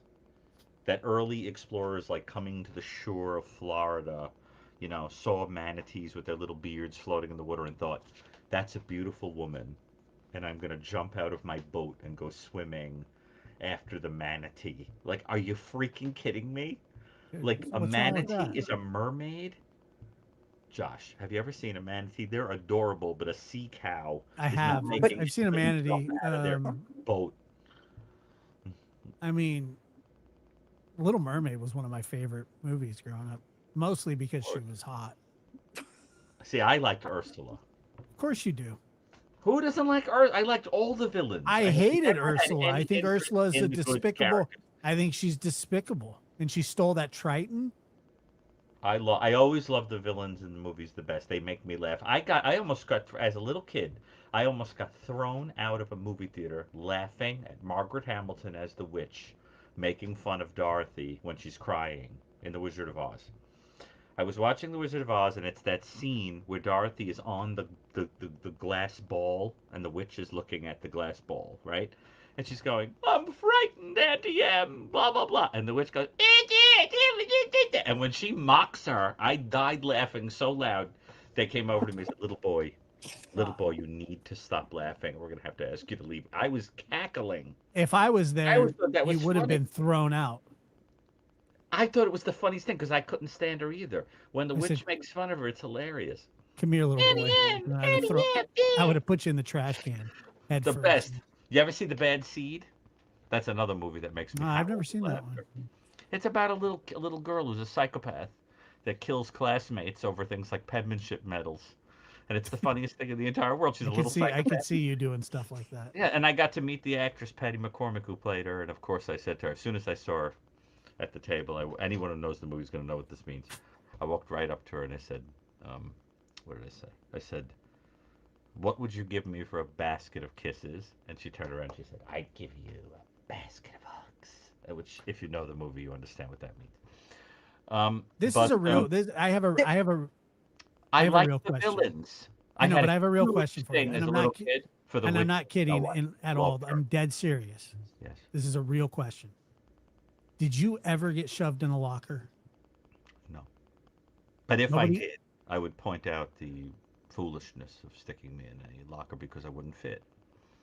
Mathematically, it But wouldn't work. nobody like tried. No. I was actually very liked when I was Nah, a come student. on. I was funny. I was comic relief because I was self-deprecating. I wasn't a person who wasn't aware of his dorkiness. I made fun of it, and people liked me. You probably like some. Nobody ever threatened to put you in a locker? No. What do you think? Like if this was a TV show with a flashback sequence, you young would be shoving me No, in a I never locker? did No. that to anybody. But like, Did I do that? I no, I would never do that to somebody. But I could see why somebody would have wanted to do that to you. Because I thought the villains were funny. Yeah, sort of. I think the villains are the Just best by part. the Ursula comment really sort Why? of set it off. Like I if liked Ursula. I know, First of and all, then Ursula I was could based see, on. and Oh, then I could see some Jocko, and you would like Ursula, and then shove you into a locker. and then they'd lose their voice. I have to say, I am really enjoying listening to both of you right now. Yes, Well, there's something wrong makes with one of you.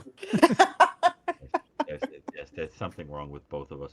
But I told you what I used to say when I was younger. If people picked on me, I would say, "Be careful. One day I'm probably going to be working on your prostate." Yeah, but like that would piss me off too. And then Because you wouldn't realize why it was funny. I no, think I it's would funny. have.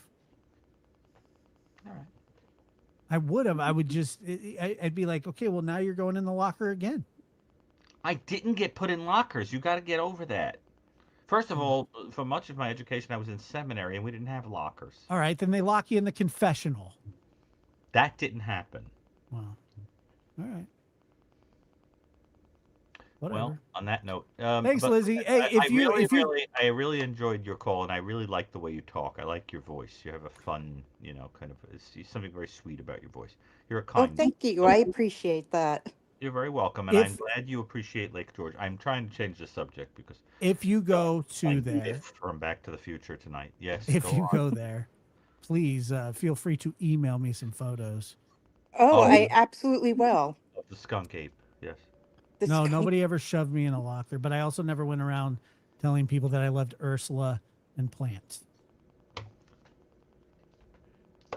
Or Lizzie Borden. I didn't love Lizzie Borden. I always thought she was guilty. All right, Lizzie Borden. Thank you.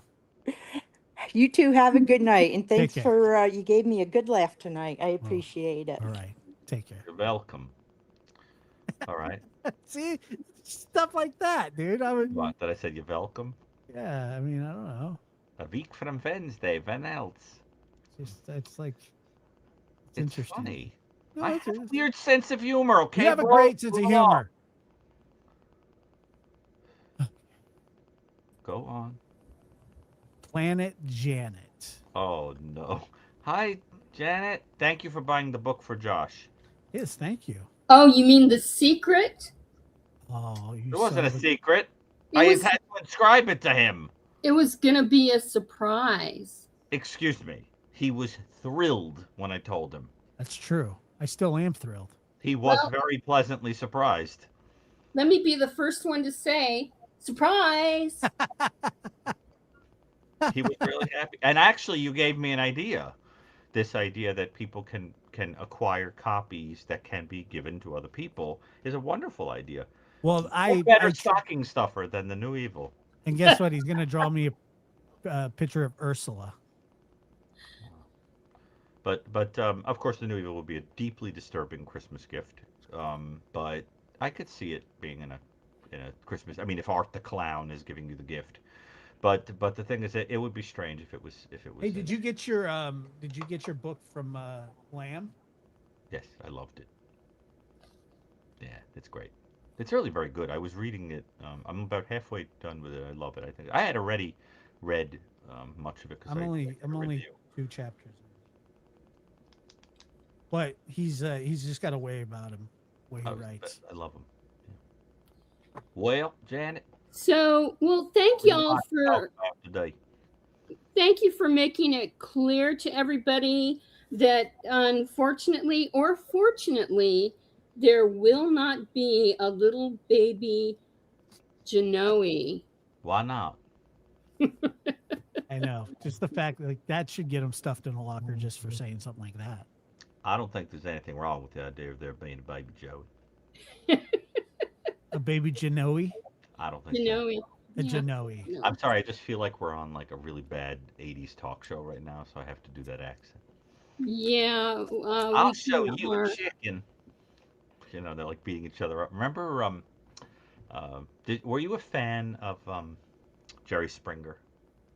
Oh God, I Yes. couldn't stand that show. Lord, I does that loved show it. make me laugh in retrospect because it was So so funny. fake. It was so fake, and Some of you know, it was. Oh, it was so fake. It was so funny. Oh my god. And but anyway, I'm not. And by the way, it's not your accent that I'm mimicking, Janet. That's not why I'm doing that, because you don't have that kind of accent. I don't have any I'm accent. exactly. Well, all right. I'm imitating the guests on Jerry Springer. Not Oh, okay. just Okay. in case you don't understand what I'm doing, because Okay. you might think that I'm trying to do your accent, and you do not sound like that. Well, thank you. I think. You're welcome. You're So, welcome. Welcome. curious to know, what animal would I be? A Joey. A honey badger. What No, animal would you be? no. What? What's the question? What animal would I No. be? If Joey's a honey badger, Oh, I see. what would I be? A if honey you're a- badger? What? A honey badger. Badgerette. I'm sorry. I don't know why that's funny. I'm sorry. I gotta stop. Oh God. A badgerette. Let me think about it a minute. Okay. If he's a honey badger, what is Janet? Well, erase the if he's a honey badger part and just make it what is Janet. Well, let me It think doesn't about have to be comparative. What animal do you remind me of? Well, if you had to summarize your personality, I mean, give me some traits that you think you have in general. No, I'm kind of interested in knowing. I have to know how you see yourself. What are your traits? Okay, let's move along. I have other questions for you. I want now. You got me curious. Give me an example of a trait that you think you have.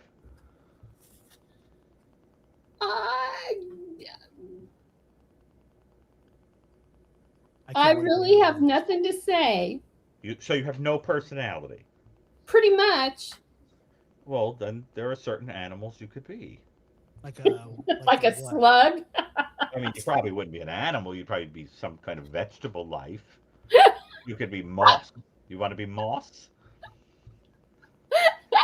I personally think that you have a bird-like personality. I think you're some kind of bird. I don't think Maybe so. an I hate birds. I think you're owl-like. Who? Okay. Who? Yeah, I think she's owl-like. You're a little owl-like, don't you think? I don't think she is. For one, I can't stand birds. Wow. Well, so Josh, what do you mean, animal would you wow? say I am? Oh Lord, Josh, don't walk into I this don't minefield. know. She bought you a book. Be happy. Like a seahorse? Oh God. Okay. Digging it deeper. What's If wrong you with have being a? to say seahorse, have you ever looked at a seahorse? Yeah, I like them. Okay. They're elegant. Yeah, all the seahorses that play with Ariel. They just kind of float around and hang out. Well, at least you didn't say a manatee, because the manatee I is love the Sebastian Cabot of the sea. this is true. Yeah. Sebastian Cabot of the sea. Yeah. The Sebastian Cabot of the Sea. You may be the first person in all of the history of the English language to string together that particular phrase. Sebastian Cabot of the sea. The Sebastian Cabot of the Sea, I think, is it. Congratulations, Janet. The reason that I don't like birds, it's not that they're not pretty and all those things, and it's like blah blah. Yeah, I get all that. That's fine. They're the meanest animals there are. They're not the meanest animals. You sure they are? No, the meanest animals are the people who work at the DMV. Okay, well, besides them, they're the meanest animals without opposable thumbs. Have you ever gone to the DMV? Josh, I'm going to tell you I've never been to the actually- DMV. Actually happened to me. Okay? I went to the DMV. No, was it the DMV? Now I may be making this up in my head. I think it was. I don't know. And I pull out my wallet, and the person's like, give me your driver's license. Not, may I have your driver's license, right? So I pull it out, and I do that thing where, like, my wallet is overstuffed with cards and things. So I take it. Now, admittedly, this is disgusting, okay? I do that thing where you put it, like, in your lips, right? Because it's going to fall. And I'm putting everything back in my wallet, and then I handed it, without thinking about it, handed it to the person. And the person took it like this, looked like it was a turd. Literally like this. Took hand sanitizer, right? Sprayed it, wiped it, cleaned it down, scrubbed it like this, and held it like this. And I said, what are you doing? He said, this was in your mouth, sir. You put this in your mouth. They don't pay me to put things in my hand that were in your mouth. You I understand? mean, I think. So I said, all right, thank you, sir. And it was a total power trip. I wanted to say, I'm very sorry I left my gold and frankincense and myrrh home that I was supposed to bring you, sir, to get you to serve me today. I mean, he thought he was like God, but he basically he disinfected your license. Like that. How does that make him think he's God? It was a total power trip. I mean, my goodness. And the lecture that I got about how there was a long line and he had to waste time. So of course I wanted to say, maybe to save time, keep the lecture to yourself. But if I said that, it would have been like the soup Nazi. No soup for you, and that would no license for you, and I would have. Well, I don't think he's allowed. He's not allowed to do that. Oh, it was horrifying. Well, I was afraid that he might have. Anyway, Janet, getting back to which ornithological creature you remind me of. I think an owl. I'll take that. I've had a fascination with owls. Well, I stick with sea Somebody in the lion. audience you said that you reminded them of a giraffe.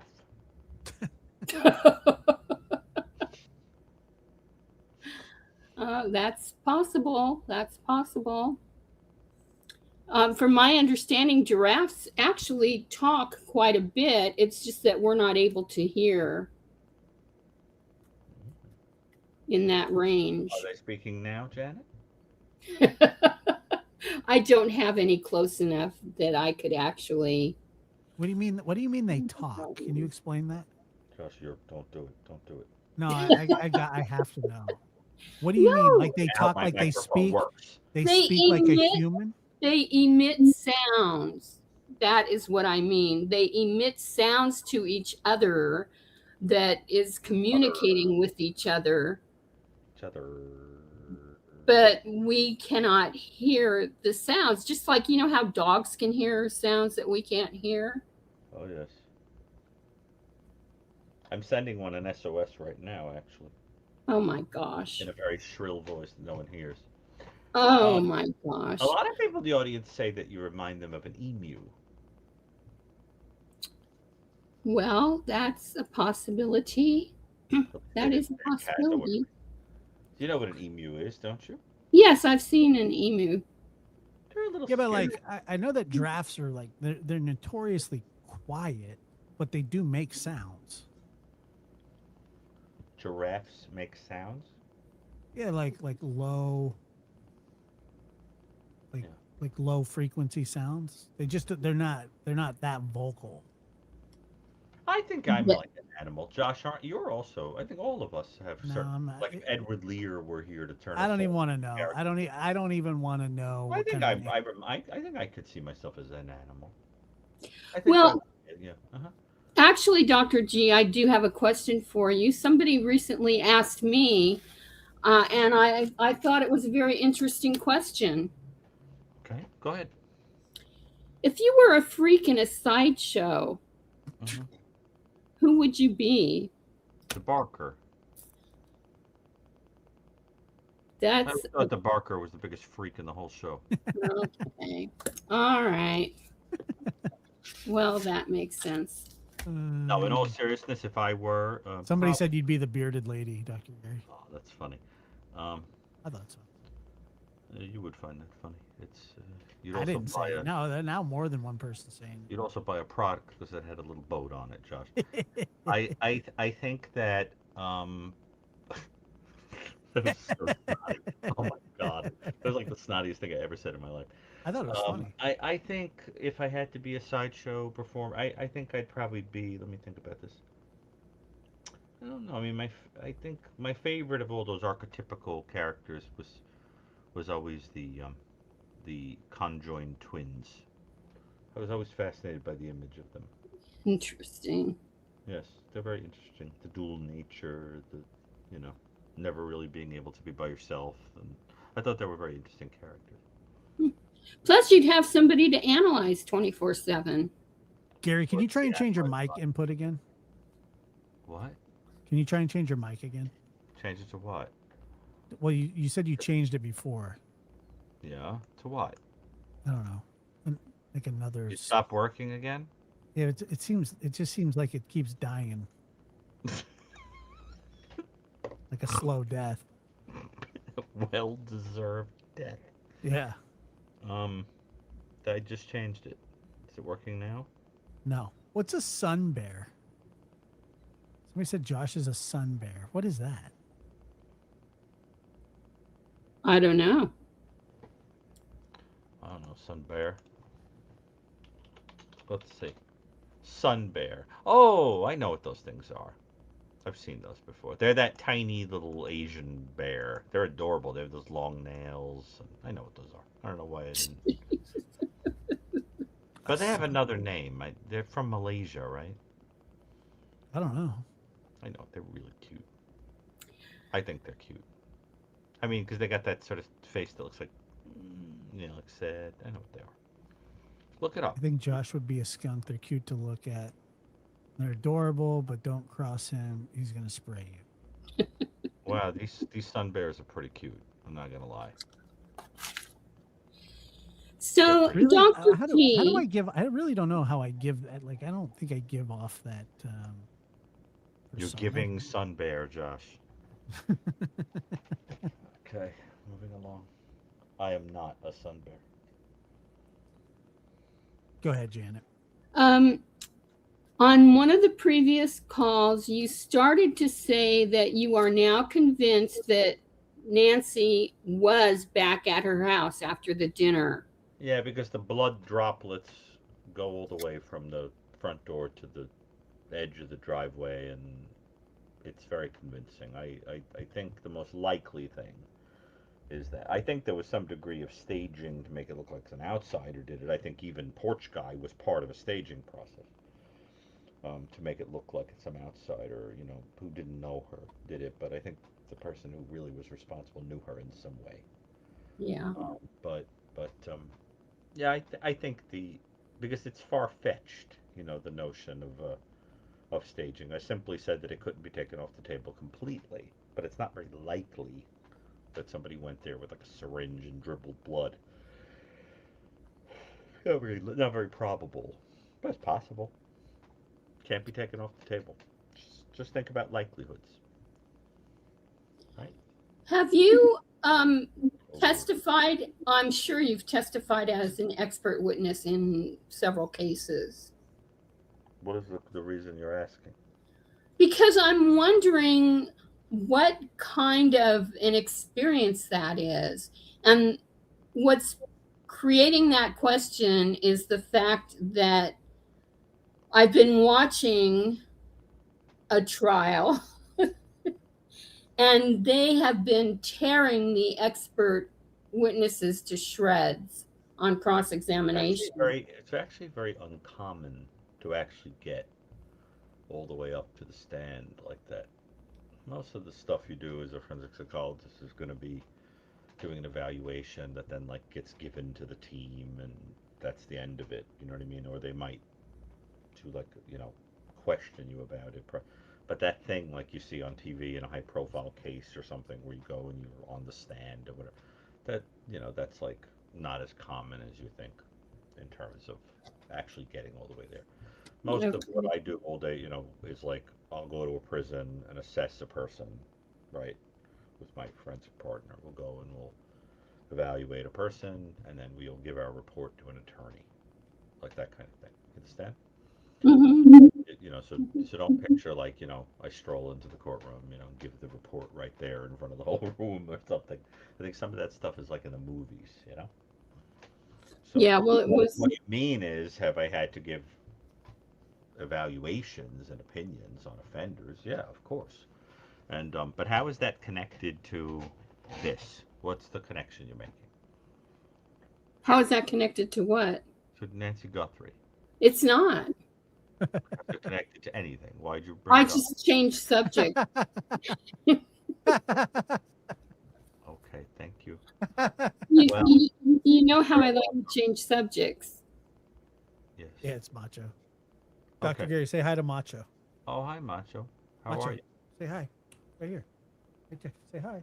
But on the screen it looks like Zool. He's very shy. There is no Dana, only Zool. Say hi. Have you been watching any of? We're not going to discuss it at all, but have you been watching any of the Clancy trial? I can change the subject too, Jane. Okay.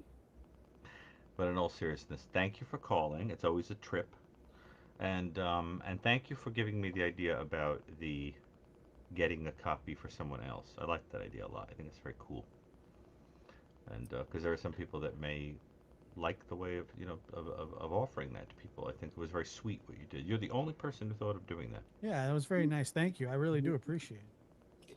Well, I wanted to give you something, Josh, and it was the one thing I could think of that I knew you really wanted.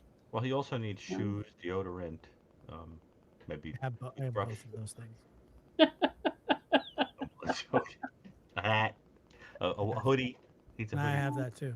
I have all of those things. All right.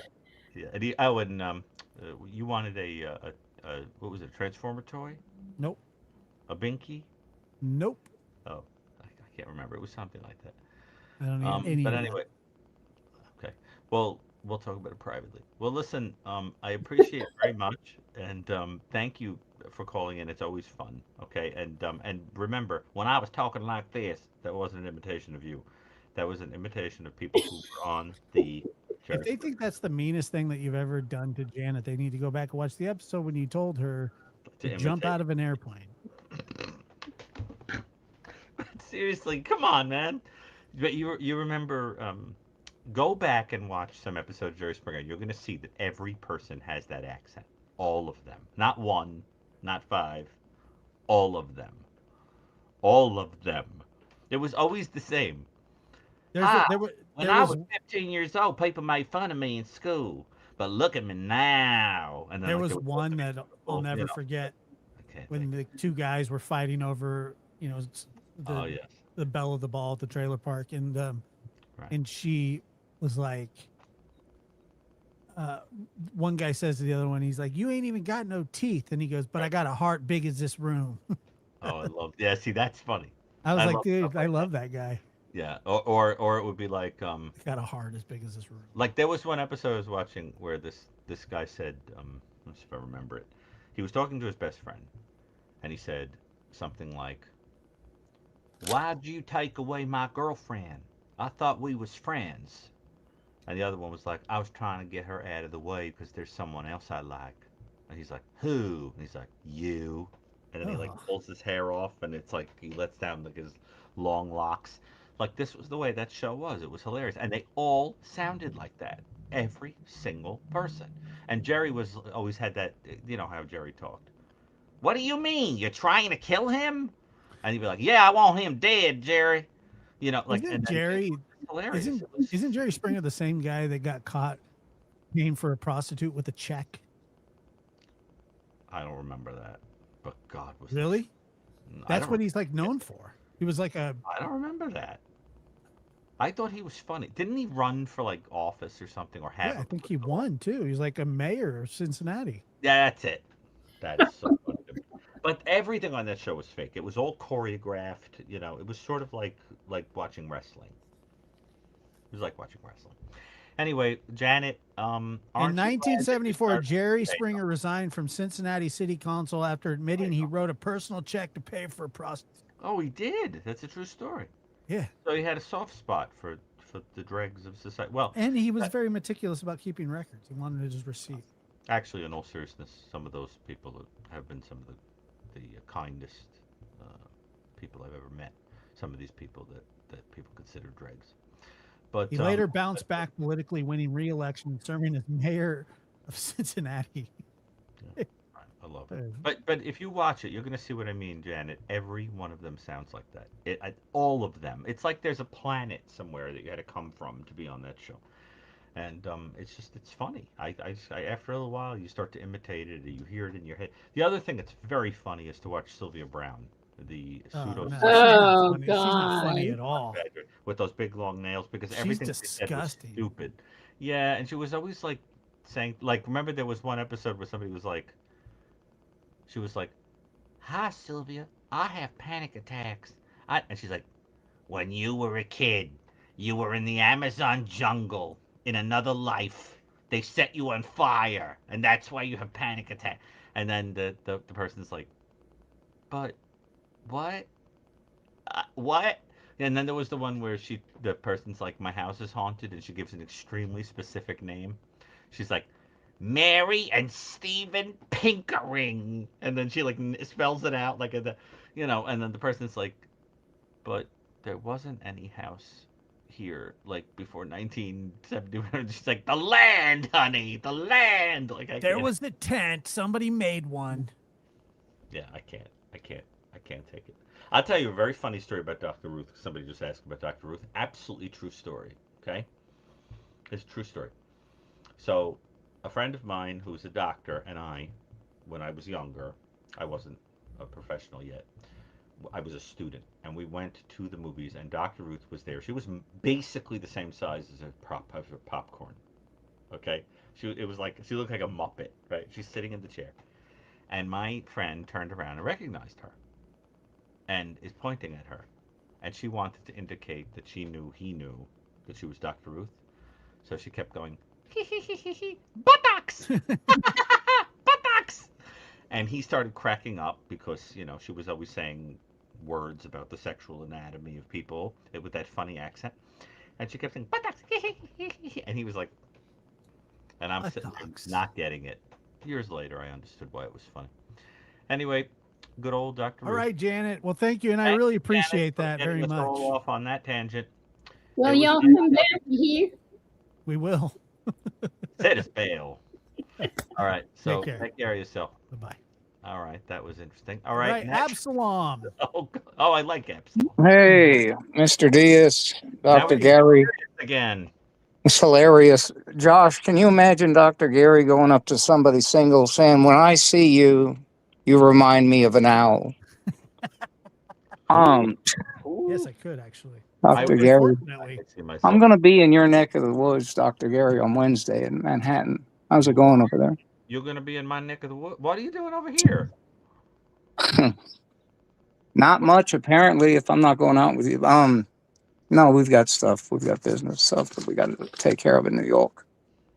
Oh, well, that's lovely that you're coming. I don't know why anybody, but what? But in all seriousness, Well, are you? I'll tell you, Dr. Gary, if you could tell a person that's never been to New York one thing, and that's not me, if you Uh-huh. could tell them one thing, what would it be? Oh, don't. no, New York is wonderful. Go to the go to the cloisters. It's Go my to the favorite. cloisters. It's my favorite thing in the city. Go to the cloisters. Wonderful place. Yeah, Joey That's said it, don't. Dr. Gary? Come on, man. Give me something else. Joey said don't come. Go to Coney Island. Coney Island's a lot of fun. Go to Coney You know Island. what's interesting about the honey badger? The other night, Dr. Gary, you said that you would not equate the disappearance of Miss Guthrie with the Black Dahlia or the Zodiac Killer. You Yes, I remember that? yeah, I remember. I wish other people didn't, but yes, I remember it. Well, the reason I'm bringing it up is because I think they do all share something in common. And I think what that is that law enforcement knows who committed these crimes. The problem is they can't come up with enough evidence in court to convince a jury to convict them. You think they know who the Zodiac killer was? Absolutely. Who? Absolutely. Dr. Gary, if you go into a man's room at some truck stop in Alabama, there's a camera right above you. There's no way you can get away with anything right now. And if you do, it's Zodiac temporary. killer predated that. Hmm? The Zodiac killer predated those cameras. But remember what the detective said that if he had today's technology, he'd solve it in 30 minutes. Probably. Zodiac would have been caught. I agree with that. Do you agree that law enforcement knows who committed these crimes? There's somebody in the audience who just told me that they sing if someone plays the piano. Let me know. I'm always looking for people to sing while I play the piano. That sounds fun. I would love to do that. Let's make some dough. I'll play the Oh piano. my God. Some deranged fan will come and shoot me, but I at would. least I get to play the piano. I'll cover the story. Wait, You'll so cover are the you word. saying, Go on. Absalom? Are you saying that law enforcement knows who did who the Zodiac I is? believe, Josh, that they know, or at least they have. Look, if you were on that camera on her front porch Oh, you're talking about on Nancy and you've Guthrie. got Gotcha. video of, this person committing this crime. If I was a defense, I mean, do you really want to go to a jury trial with that video being your only evidence against your client? No, Okay. Anyway, what's going no, not on, Dr. Gary, in not at all. Manhattan? Nothing going on but the rent. Come on, Dr. Gary, you got to have That's something what we better than say. that. It's a New York expression. There's nothing going on but the rent. That's There's not nothing. Nothing true. going on but the rent. It's an expression. It just means it's nothing but a lot of debt around here. I what do I think? I think that we're in a very interesting position here in New York. I think that you have these different forces I'm at sure play. you've said that before, Dr. Gary. You have Go this ahead. we have this strange kind of yuppie capitalistic kind of postmodern kind of thing on the one hand, and then you've got these forces that are pulling us into this very kind of socialist, uh, extreme left kind of thing, and the two are crashing into each other, and it's very interesting. And where are you at, Dr. And, Gary? well, I'm always like all things. I think I take the approach of being in the middle, thinking everybody's a little dumb. The truth is always somewhere in the middle. Everybody's a little dumb and a little bit right, but I think that the city is at a kind of philosophical inflection point. Hmm. I also think that the city um, has this kind of quality of thinking that it sets the tone for everybody else, and that has had a huge political impact on this country because there are parts of this country in the past, at least 20 years, that have really disliked the idea of being frowned upon by what they see as yuppie elites, and that has cost Interesting. very dearly at the ballot box. Hmm. And so there's always been that kind of, like New York is, everything in the country exists so that New Yorkers have someplace to go on vacation, that kind of idea. And I never liked that kind of attitude. But so there's that type. But when you look at it objectively, it's beautiful, it's historical. You have magnificent museums, an amazing symphony, an amazing ballet, amazing food, amazing architecture, amazing, the city is changing. It's Hmm. changing. It's gotten a little bit, how do I say it? It's losing its edge because they've cleaned it up too much. I miss the crackheads and Well, the, Giuliani went in there and swept everything up. 42nd Street and whatever. I think Yeah. it's great when people are not being hurt by it. I don't mean that. Please don't take me the wrong way. But what I mean is there was a kind of a color to being a little bit dirty.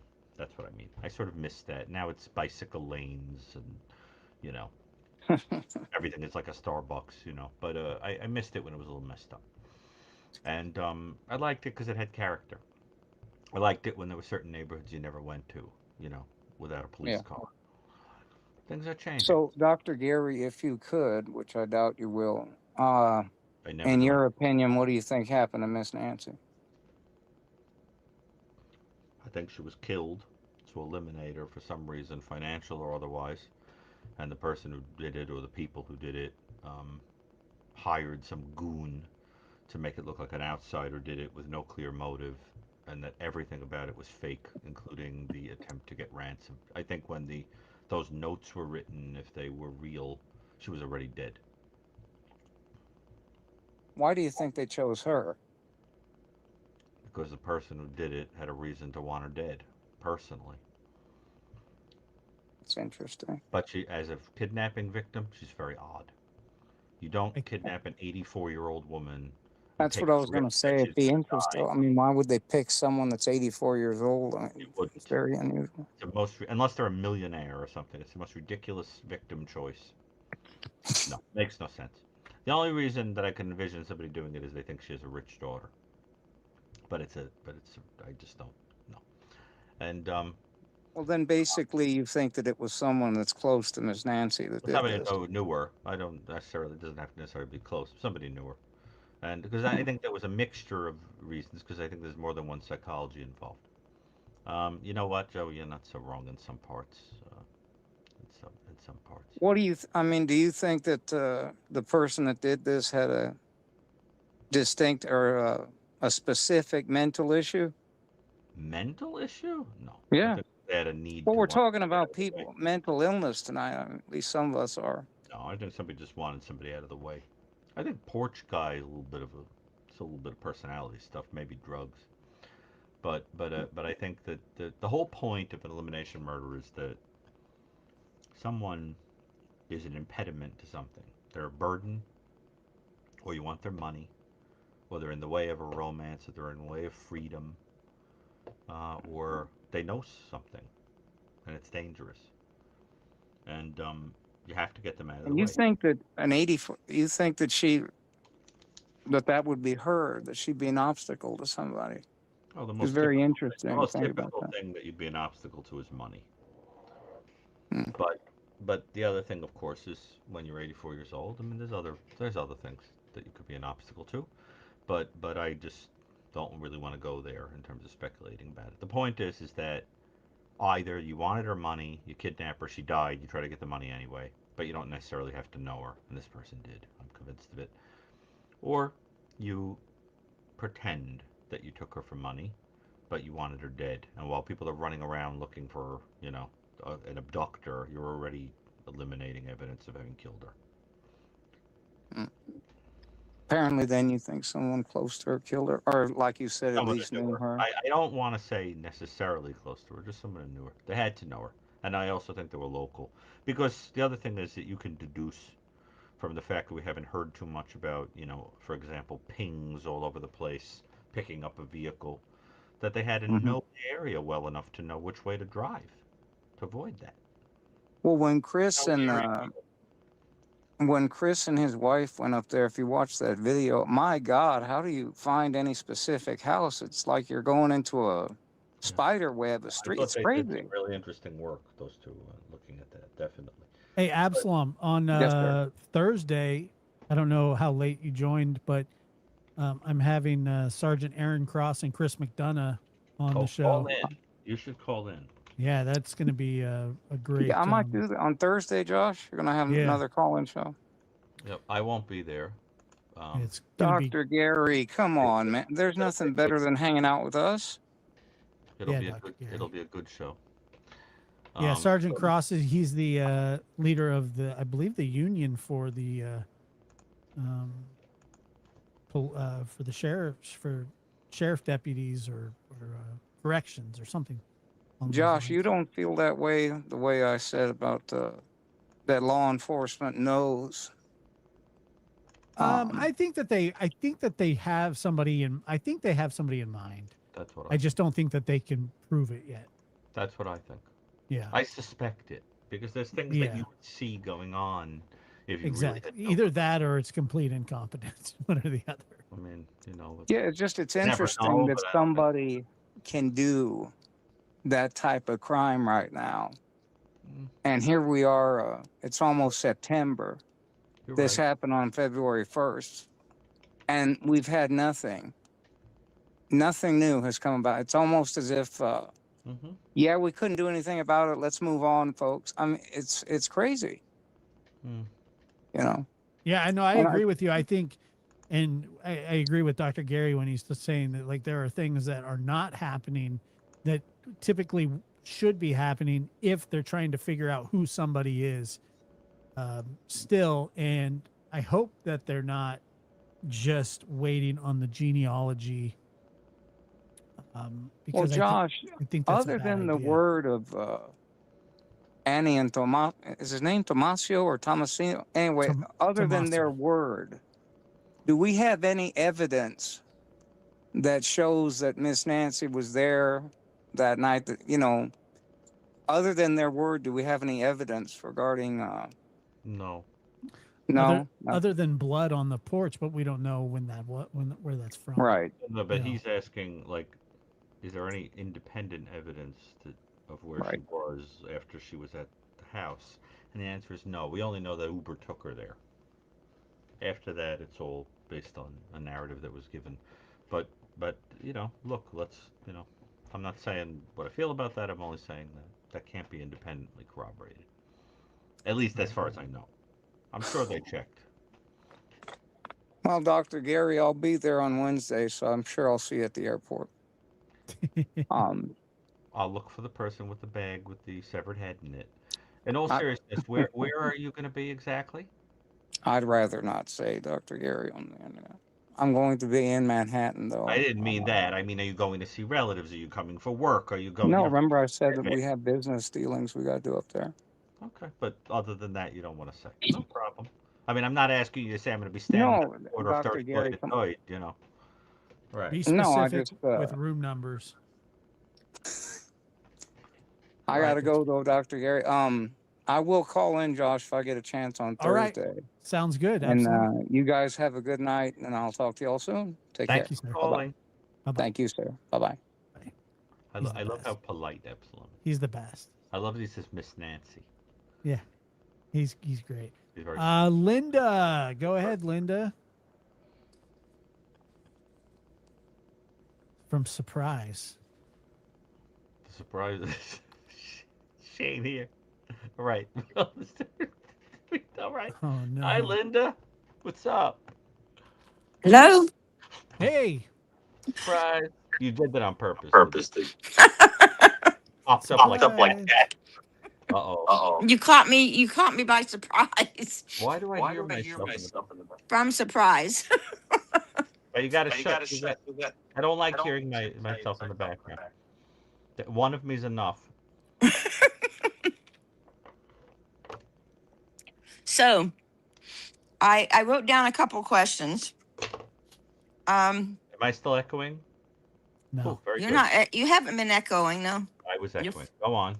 you're fine. Oh, by the way, Dr. Gary, your impressions are great.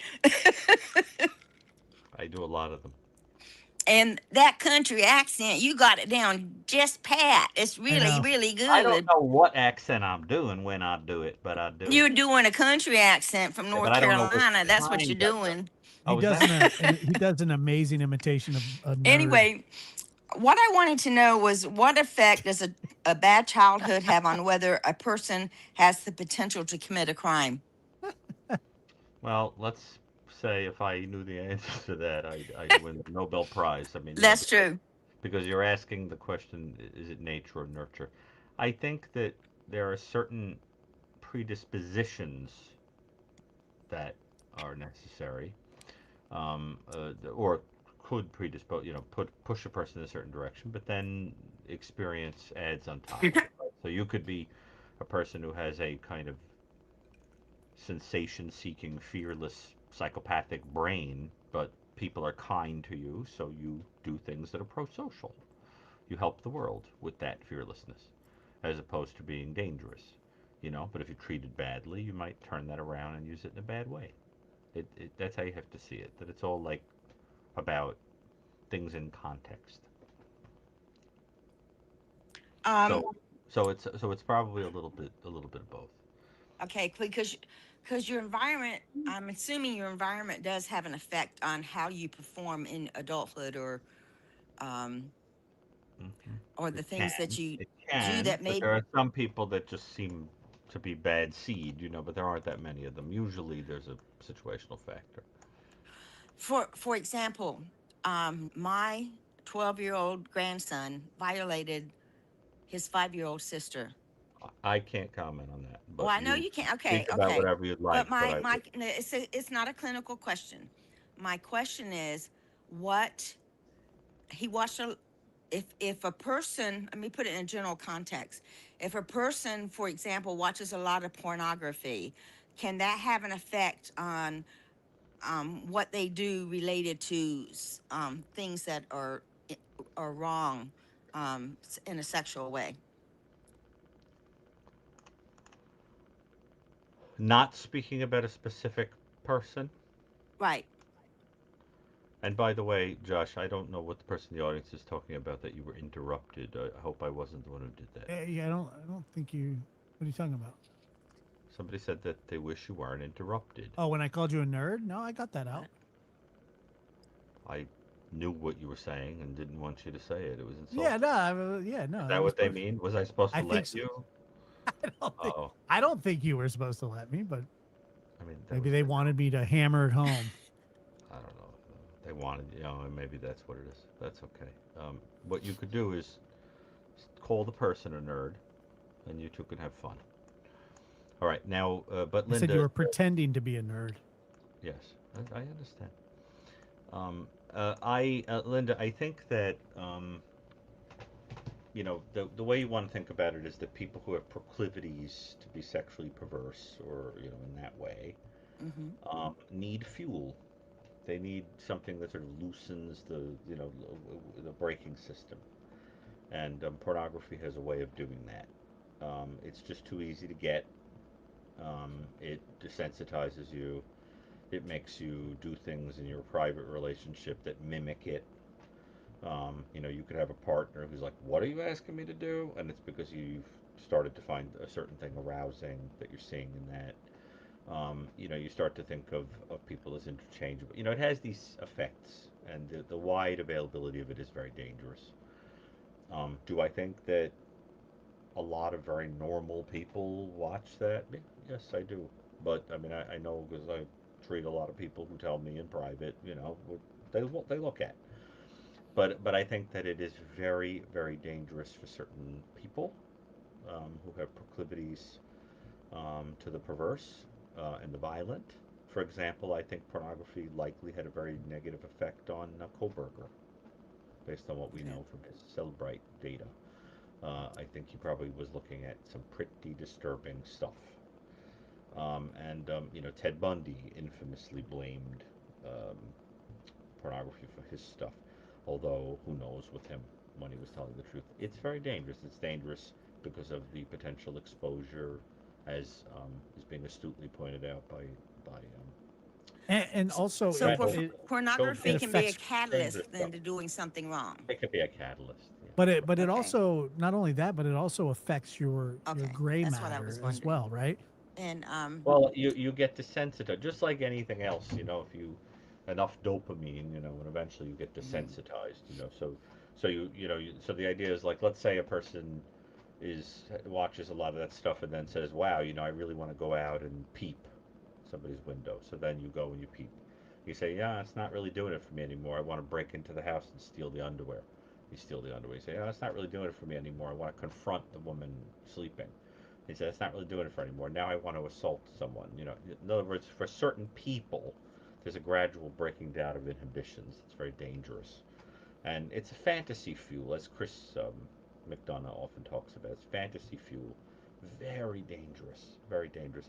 I have, as somebody who treats people, I have seen it destroy marriages and relationships. Men who cannot perform with their partner because it just doesn't do it for them because they can have so much of a sense of virility and control watching that stuff. Men who want the woman to do degrading things because they want her to imitate what they see in those videos. Um, Things like that. It can get really complicated, and because it's so dehumanizing. But when you're talking about what people do in a consensual way and what when they're looking at nonviolent, I don't want to.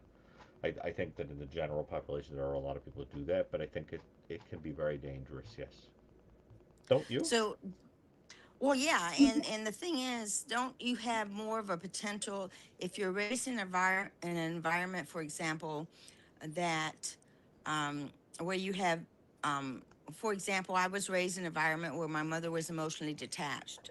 Um, Mhm.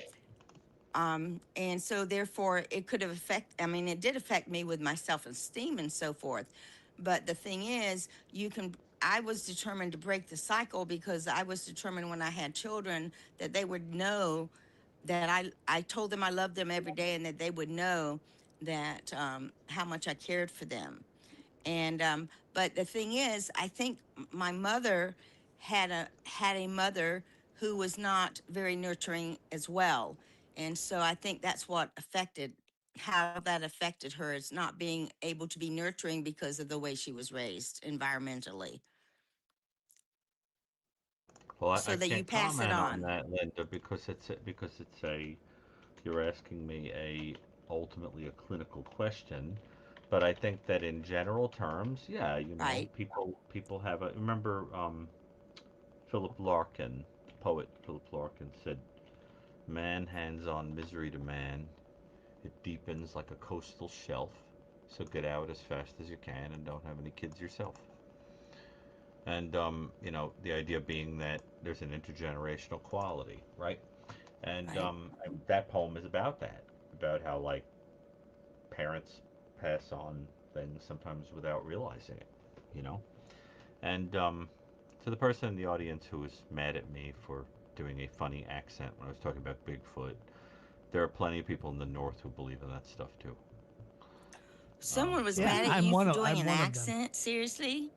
Yeah, the Oh, they need, I'm sorry, but they need to get a professional life. They need the to get a professional life. malcontents Well, people have a right to find anything they want. Well, That's no. but Some people just are idiots. I'm sorry. That's the way I feel Uh, about I it. can understand somebody feeling that way. Sometimes people imitate New Yorkers and they're like, "Let's get a gun and go to a Broadway show." I mean, people think that. So I think it's, these are stupid stereotypes. So it's just meant I to be love funny. your accents. I think it Just adds a joke. a great a different dimension to the talk. It makes it more exciting Just and supposed to be not fun. you know. It's just a joke. I mean, I know it's just a joke. Oh, But I speaking of think the jokes, person's feeling about it is that it's like a portrayal of ignorance, and no. Well, that wasn't the point. okay. It just I happens I to be mimic. the I've lost stereotype that most of my people. accent, but I am able to bring it up anytime I need to. I like I do your have.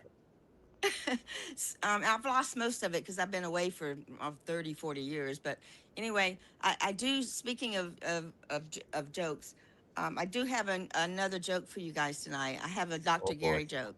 Oh, good. Here we Okay. go. If you have, if you have a if a parsley farmer gets sued, um, would they garnish his wages? Garnish and I got parsley. it. I got it. I got it. I got it. I got it. Oh my God. I had somebody tell me one today that was so bad it was good. Yeah, that one was bad. Did you Okay, hear I about have the another. lion who found out his wife was an imposter? She was a cheetah. Oh yeah, I actually do have a cheetah. Yeah. Why don't you? I can't remember it, but I do have another one. It's kind of like a blonde joke, but okay. Oh Lord. You have a dumb blonde and a smart blonde and Santa Claus, and they're all walking together, and they spot a $20 bill on the ground. Who picks it up first? Oh no. What? The dumb blonde, because the other two don't exist. Oh, you're supposed to laugh. Come on, Josh. I got to get a No, laugh from you. I did. I Here, smirked. here's one of the worst dad jokes I ever heard. Um, why can't you hear a pterodactyl going to the bathroom?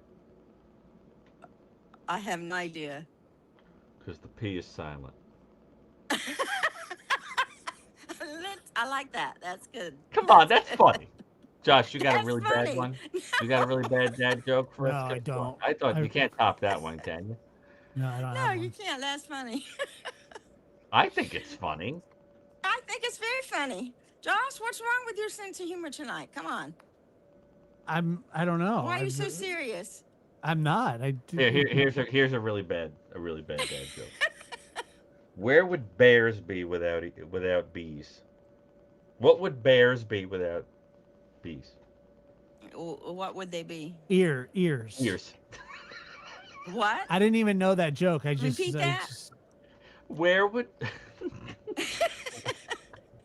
what would bears be without bees? Ears. Ears? Yeah, because you That's take not. you take the bee off a bear and you get an Oh, ear. God. That's That not is really a not funny. joke. I'm sorry. I think it's funny. Why'd the bicycle fall over, Josh? It was too. I know that joke. I know that. I know the answer. What It is was it? too tired. Too tired.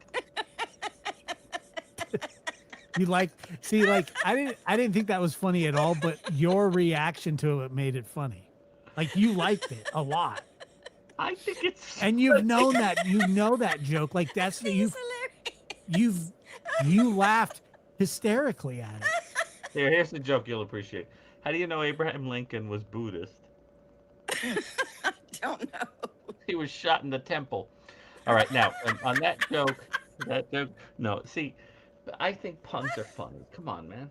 Anyway, Josh. Yeah, Come on, that- Josh. On that's that funny. note, Come on, let's they're move along. funny. But well, if you got another one for me, I collect them in my mind, so you're always happy to. I collect them in my I'll mind. have the one that I'll have another one the next time. So, but thanks for having me on, and you All guys right, have a thank good you. evening. Thank you, Linda. Some of them are really funny. Oh man. What do you call a pig that does karate? What's that? Pork chop. Okay, so That's terrible. that's If funny. These are dad jokes. they I are, told them to my nephew, and he looks at me and he goes, they probably can't stand "Uncle you. Gary, that's so ridiculous." He probably loves you, but he hates your jokes, right?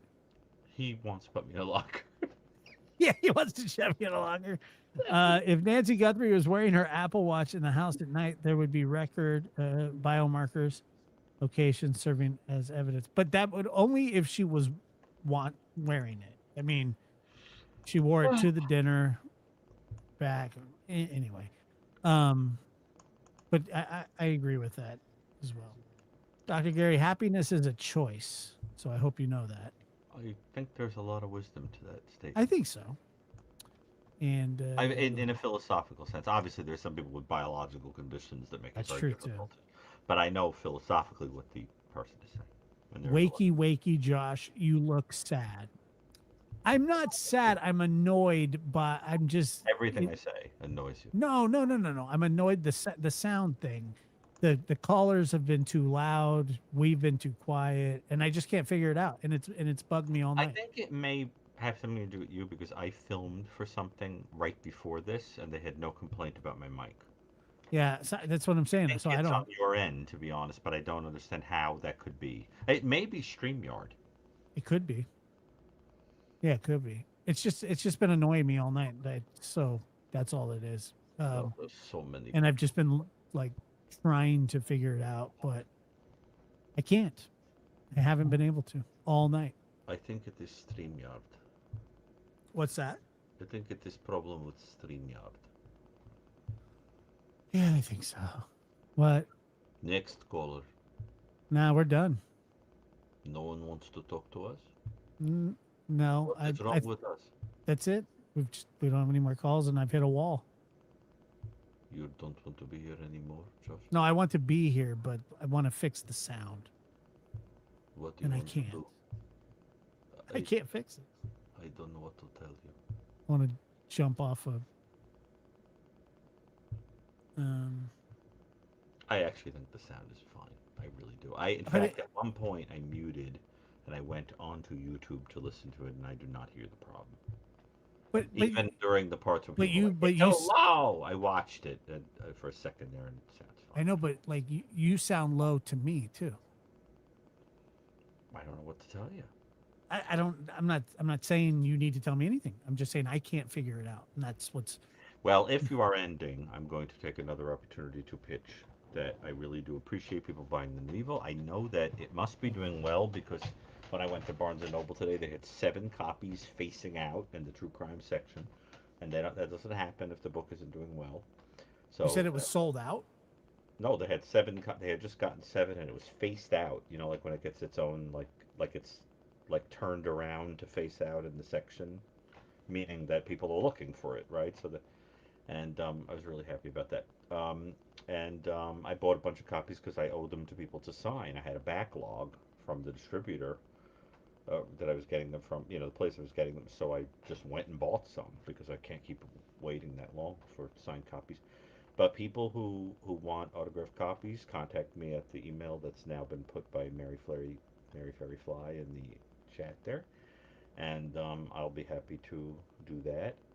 People buy them. I also, if you already have a copy, I sell book plates that I sign that you can attach inside, or some people want to mail it to me with a self-addressed stamped envelope. I have no problem with that. And then of course I have the piano page. We'll take one more call. We have one more. Who? Adriana. Oh, Adriana. Who? Yeah. Yeah. Hey. Can you hear me well? I can hear you perfectly fine. You get the books? I did. Thank you. And I actually went to Barnes and Noble recently, and I saw the new. Well, it actually was Dr. Stone's book that was in the psychology section. I looked up. Yeah, I looked for yours, but it was sold out, so that's good as well. True crime. The one I know. I went there and I checked, but all the copies were out. So. Isn't that a good thing? But but the books you got that were like from the true crime library, did you enjoy them? So I've been going through a few things, so I haven't had the chance to read them yet. But you got Ann Burgess's book, I remember. Yes, absolutely, and I love to have it physical because I only had it like on Kindle due to. Well, you're very lucky because. Yes, you're a fan of the new Evil. You know that we very heavily quote. We took a lot out of that book, We got a lot out of that book, and Anne wrote the forward, the afterword for that book. So Yeah. that's the copy that we were using to write the New Evil, Yeah, and that's crazy. And that's what makes it valuable as because I well. have more than one copy because I had his copy and my copy. So that happens to be the one, the soft cover, and It- so now you have yeah. it. So that's great. I'm Yeah. it just kind of pains me to think that you're giving away your valuable books, But I'm but not giving them away. They're well, doubles. They're doubles because when I inherited Michael's library, we had so many things in common that there were two of everything. It was like Noah's Ark. I didn't need to have. yeah, that So, makes sense. what I did was I found the ones that had notes and things that we had used them Hmm. for you understand. That's the difference why it's not like when people are buying them, it's not like that because otherwise they'll be like I could literally go to the store and get the same book. The point is that they have notes in them or stamps in them or whatever that because we And use you them. have more than one copy of. Yeah. No, but the one So that I sell is the one that either has notes in it or that we specifically Right, use. but you still have that book in your Right, collection. I'm not getting rid of the book. It's Right, right, in the right. library. Well, in some cases I am. Sometimes I've exhausted my need, like with some of the monographs and things. But yeah. but the point is, I think. But thank you for picking up some of them because it's nice to see them go to a home of someone who's interested in them. So how can we help you? What's your question? Yeah, so I had a question. So I also been watching a certain trial, and some of the proceedings like raised some questions regarding like the forensic psychologist experience as a witness, which I was surprised to hear Janet also approach the topic, but more so, so in a when you are evaluating the criminal responsibility, do you include the defendant's like capacity to appreciate the moral wrongfulness of their conduct? And is there at any point like and more so, when let's talk in general terms, when there's crimes that are related to religion, if you will, or the person has been raised uh, Catholic in this case. Oh, you're talking about So that whole thing that came up that was controversial with the mortal sin thing? yeah, so like Hmm. like do you explore the defendant's religious framework as something relevant? Um, Also you have the so evaluator. it's an interesting question. I mean, the point is that you have to remember that what you're talking about is more getting to the question of inhibition, motive, whatever, but that doesn't Mhm, have anything to do with whether something is illegal. In other words, if I don't know because I was I'm raised in a religion that cloisters me away from the world, and I mhm. somehow think it's acceptable to do such and such, but I do it in a country in which that is illegal. Nobody cares. It's illegal. You understand? It is what it Yeah. is. So it's like it's the whole thing of like insanity from a mental health perspective is, I mean, from a forensic perspective is, do you appreciate the difference between right and wrong? It's not like I mean, do you know that what you're doing is wrong? Do you appreciate it? Can you, or are you so disturbed that you can no longer recognize that line? And that's what you have to understand is, of course, we take into consideration what a person's motive was, why they did it. Are they likely to do it again? Do they have guilt? Was it impulsive? Was it situational? Do they lack moral fiber? You have to take Yeah. everything into consideration. But in the final analysis, guilt and responsibility in that setting really boil down to, do you know the difference between right and wrong? Now, what Now, was your understanding, just out of curiosity? But well, I was just surprised because even there was like a sidebar moment, and then after that, so the judge I've been actually, paying attention to it. I just don't want to talk about it. yeah, But the judge actually acknowledged that, hey, this forensic psychologist doesn't have experience in seminary, and I was like, well, if they did, will that be any different? Like, I mean, will that make a difference at all? and I doubt If we're not considering it. But theological. but this is my question to you. In order to sort of spin this back to you, is um, why do you think the defense had an issue with that whole mortal sin thing.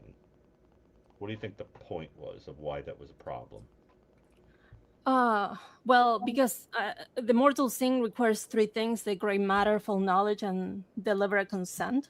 And maybe it's if she were to acknowledge, um, that what she did was a mortal sin, perhaps she was also acknowledging other things. You know what that means? Does that make sense?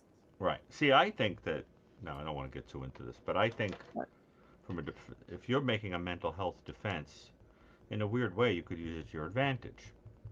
Because Hmm. let's say somebody is trying to say, I don't know, you killed your children because you really wanted to die and you didn't want them to be left without you, right? Yeah, altruistic filicide. Right, exactly, which Hmm. Resnick talked about. Yeah. Well, you could see it that you could then reason with the person's logic and say, well, if you believe in mortal sin and you think that that's a mortal sin, your kids aren't going to be with you because, from a religious perspective, you might not be in heaven where the children are because you. In other words, Oh. you could reason it that way. Now, let me be clear: the Catholic Church in recent years has decided, I think wisely, that people who take their own lives through suicide might not have full capacity to choose because of the severity of illness that they may be experiencing. And therefore, they have changed their position on suicide, that it is not fair to make a spiritual assumption that people who take their life are not saved. Right. Now, that question is not being raised in cross-examination, though. I'm just making He's a talking point about because I'm very interview. sensitive to people who have lost loved ones to suicide, and I have never liked that whole idea. Like if you do that, you're spiritually Yeah. doomed or something So, because you have to have the capacity to choose fully. And some people who are in the darkest imaginable place, there is a compromised element to that. right. So, like when you interview someone in prison or just outside of a trial, let's say, do you take their um, you know, uh, religious beliefs as When you're thinking you know, about to understand their inform morality, an the things assessment? to know about it. But again, what I'm trying to tell you is it doesn't matter what you believe about the law. What matters is what did you do and is it considered illegal in the world in which you live? It doesn't matter what you believe about it. You can, if you want, you could wake up one day and say, look, I'm a member of the Uchi Buchi cult and we don't believe Right. that killing people is wrong. Okay, have fun. But if you do it, you're going to jail. You understand? It doesn't matter. Yeah. But, Well, but it figures in, it's sort of like the way motive doesn't really matter. What cult yeah. was that? I made it up, Uchi Buchi. The thing is that it doesn't. That I'm trying to say is that like, does motive matter really in a courtroom? Well, they don't. No, they don't. You don't have to present motive. It helps. Right, but it's not necessary. Oh no, you don't have to prove motive ever. Well, that's the point. So therefore, it doesn't matter what a person's morality was or whatever. What All matters right. is So you're did you saying know the difference between right and wrong, and are you uh, responsible for that thing? when it comes to difference between right and wrong, what if the person's religious belief No, no, actually that's an influence excellent question, what but they? you got to understand what I'm trying to say to you is Okay. that, and you're very bright, so I know you're gonna get what I'm saying. Yeah.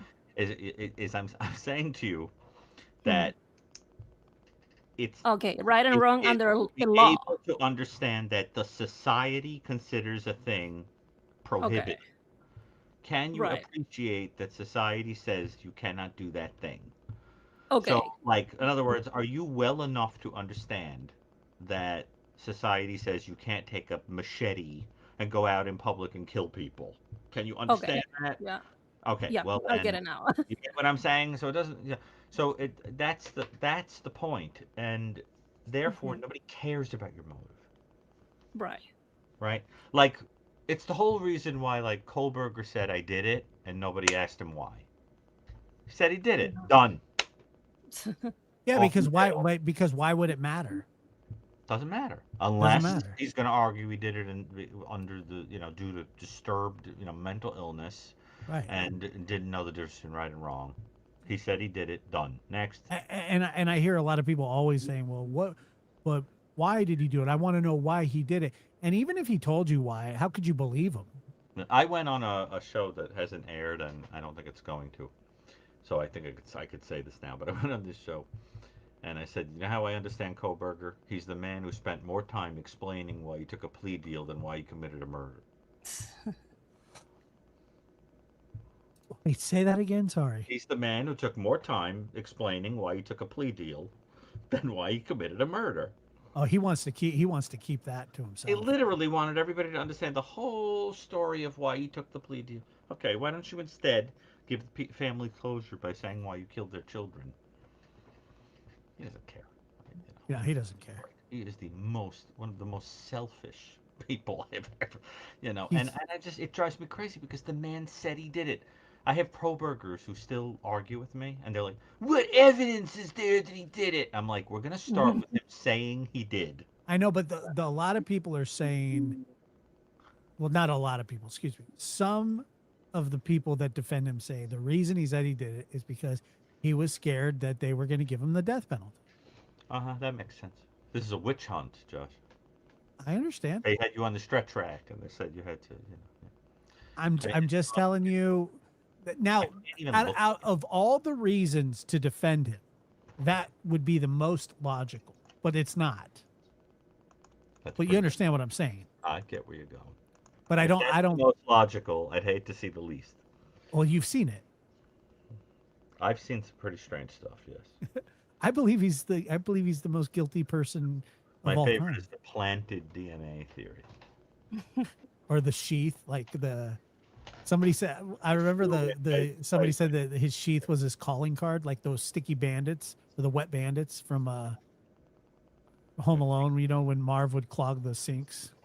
Yeah, I don't like stories in which people try to make him seem like a super genius. Who?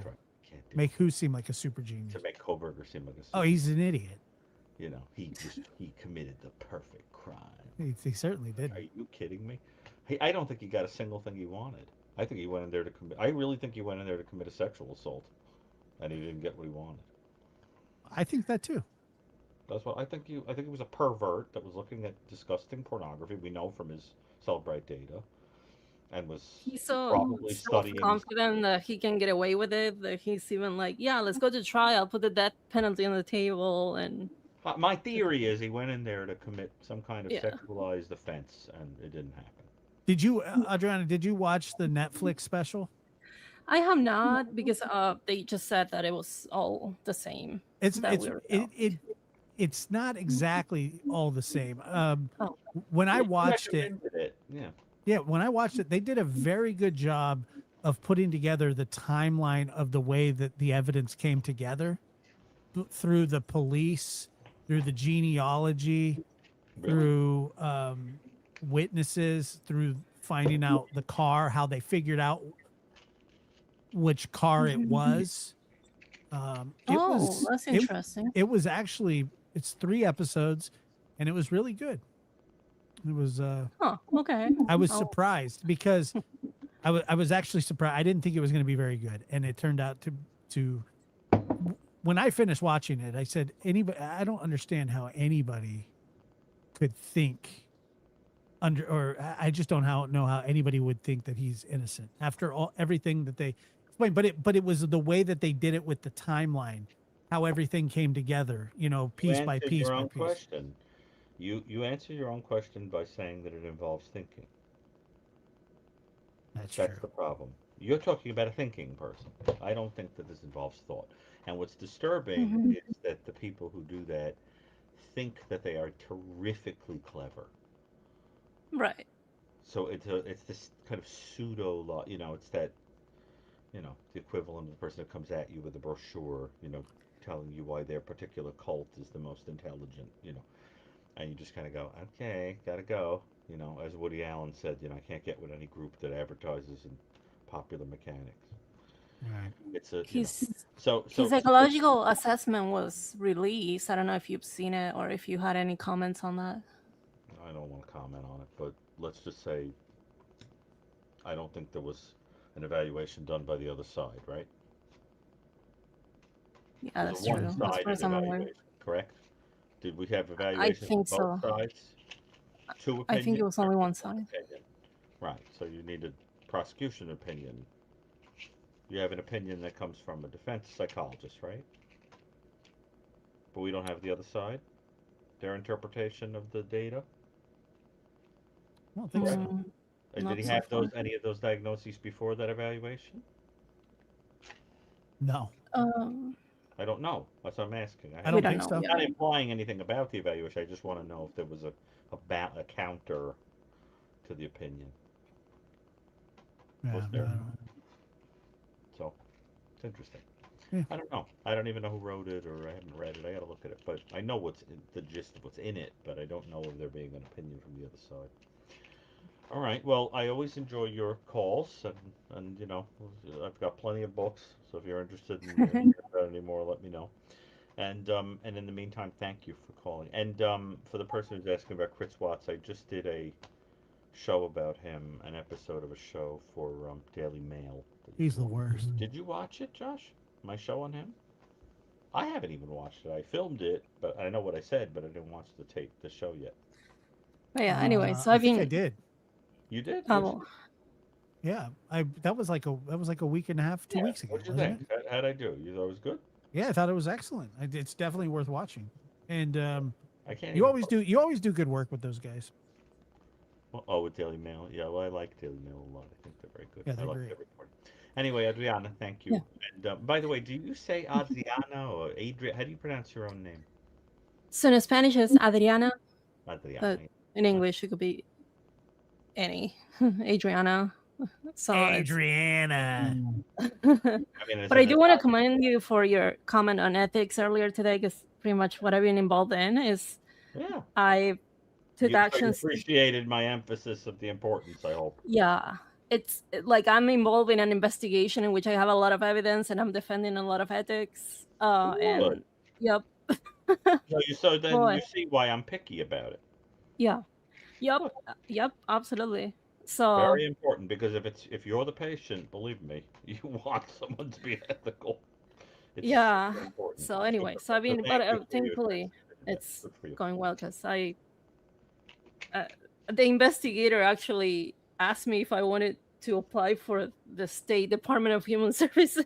Oh wow! So I was like, well, I definitely know you have you have a Yeah. strong sense of justice. Are you gonna do it? Yeah, I do. Yeah, I've been looking into it. Oh, good. Good for you. So, poetic justice. Yeah. I call it. Anyways. All right. Yeah. Thanks, All right. Adriana. All right, guys. Well, Bye-bye. have a good night. And You too. nice talking to you. All right. And let me see. Do you think it should be the same in all of the U.S. what makes a person criminally responsible or insane? Well, the problem is that none of the laws applied evenly ever. Some So states don't even have insanity defense. yeah. So I mean, it would be nice, but like I was like with the death penalty. What the thing about the death penalty that annoys me is that it's not applied evenly. And then some places have it, some states don't, and so it would be nice if things like that were absolutes, but it just would never happen. But like you said, some states don't even have them. Some states don't even have insanity pleas, do they? Some states do not recognize that defense. Right. So it's a good question. Well, actually, I think all the questions today have been very yeah, good. they were good. Well, there it is, Dr. Gary. We are done for the night. Okay. I just got a message I have to see. That's all. Forgive me. You're all right. Okay. And all right. Well, stay on a minute, Josh, when you're done. Cool. No problem. All right. So, thank you, everybody. You know where my piano page is. You know that the new evil. Please buy it. All yada yada yada. So I really appreciate it. And one of these days, Josh will write a book. He will. I know he will. Yeah, right. Dromedaries on their way to the baby Jesus. Right? That's what it's about. Yeah. Now that's just a short story. Oh, okay. You told me you were going to write a book. You actually should write a book about your. Maybe. with you. Maybe Dad. one day. We'll All right. see. Okay. All right. Thanks a Take lot, Dr. care. Gary. I'll wait for you on the other. Okay, sounds good. So just shut me down and like. No problem. All right, everybody. You have a good night. Thank you so much for being here. Sorry about the issues with the volume. I think it's on my end, and hopefully I can get it fixed for the next time. So thank you, everybody, for being here, and we'll catch you next time.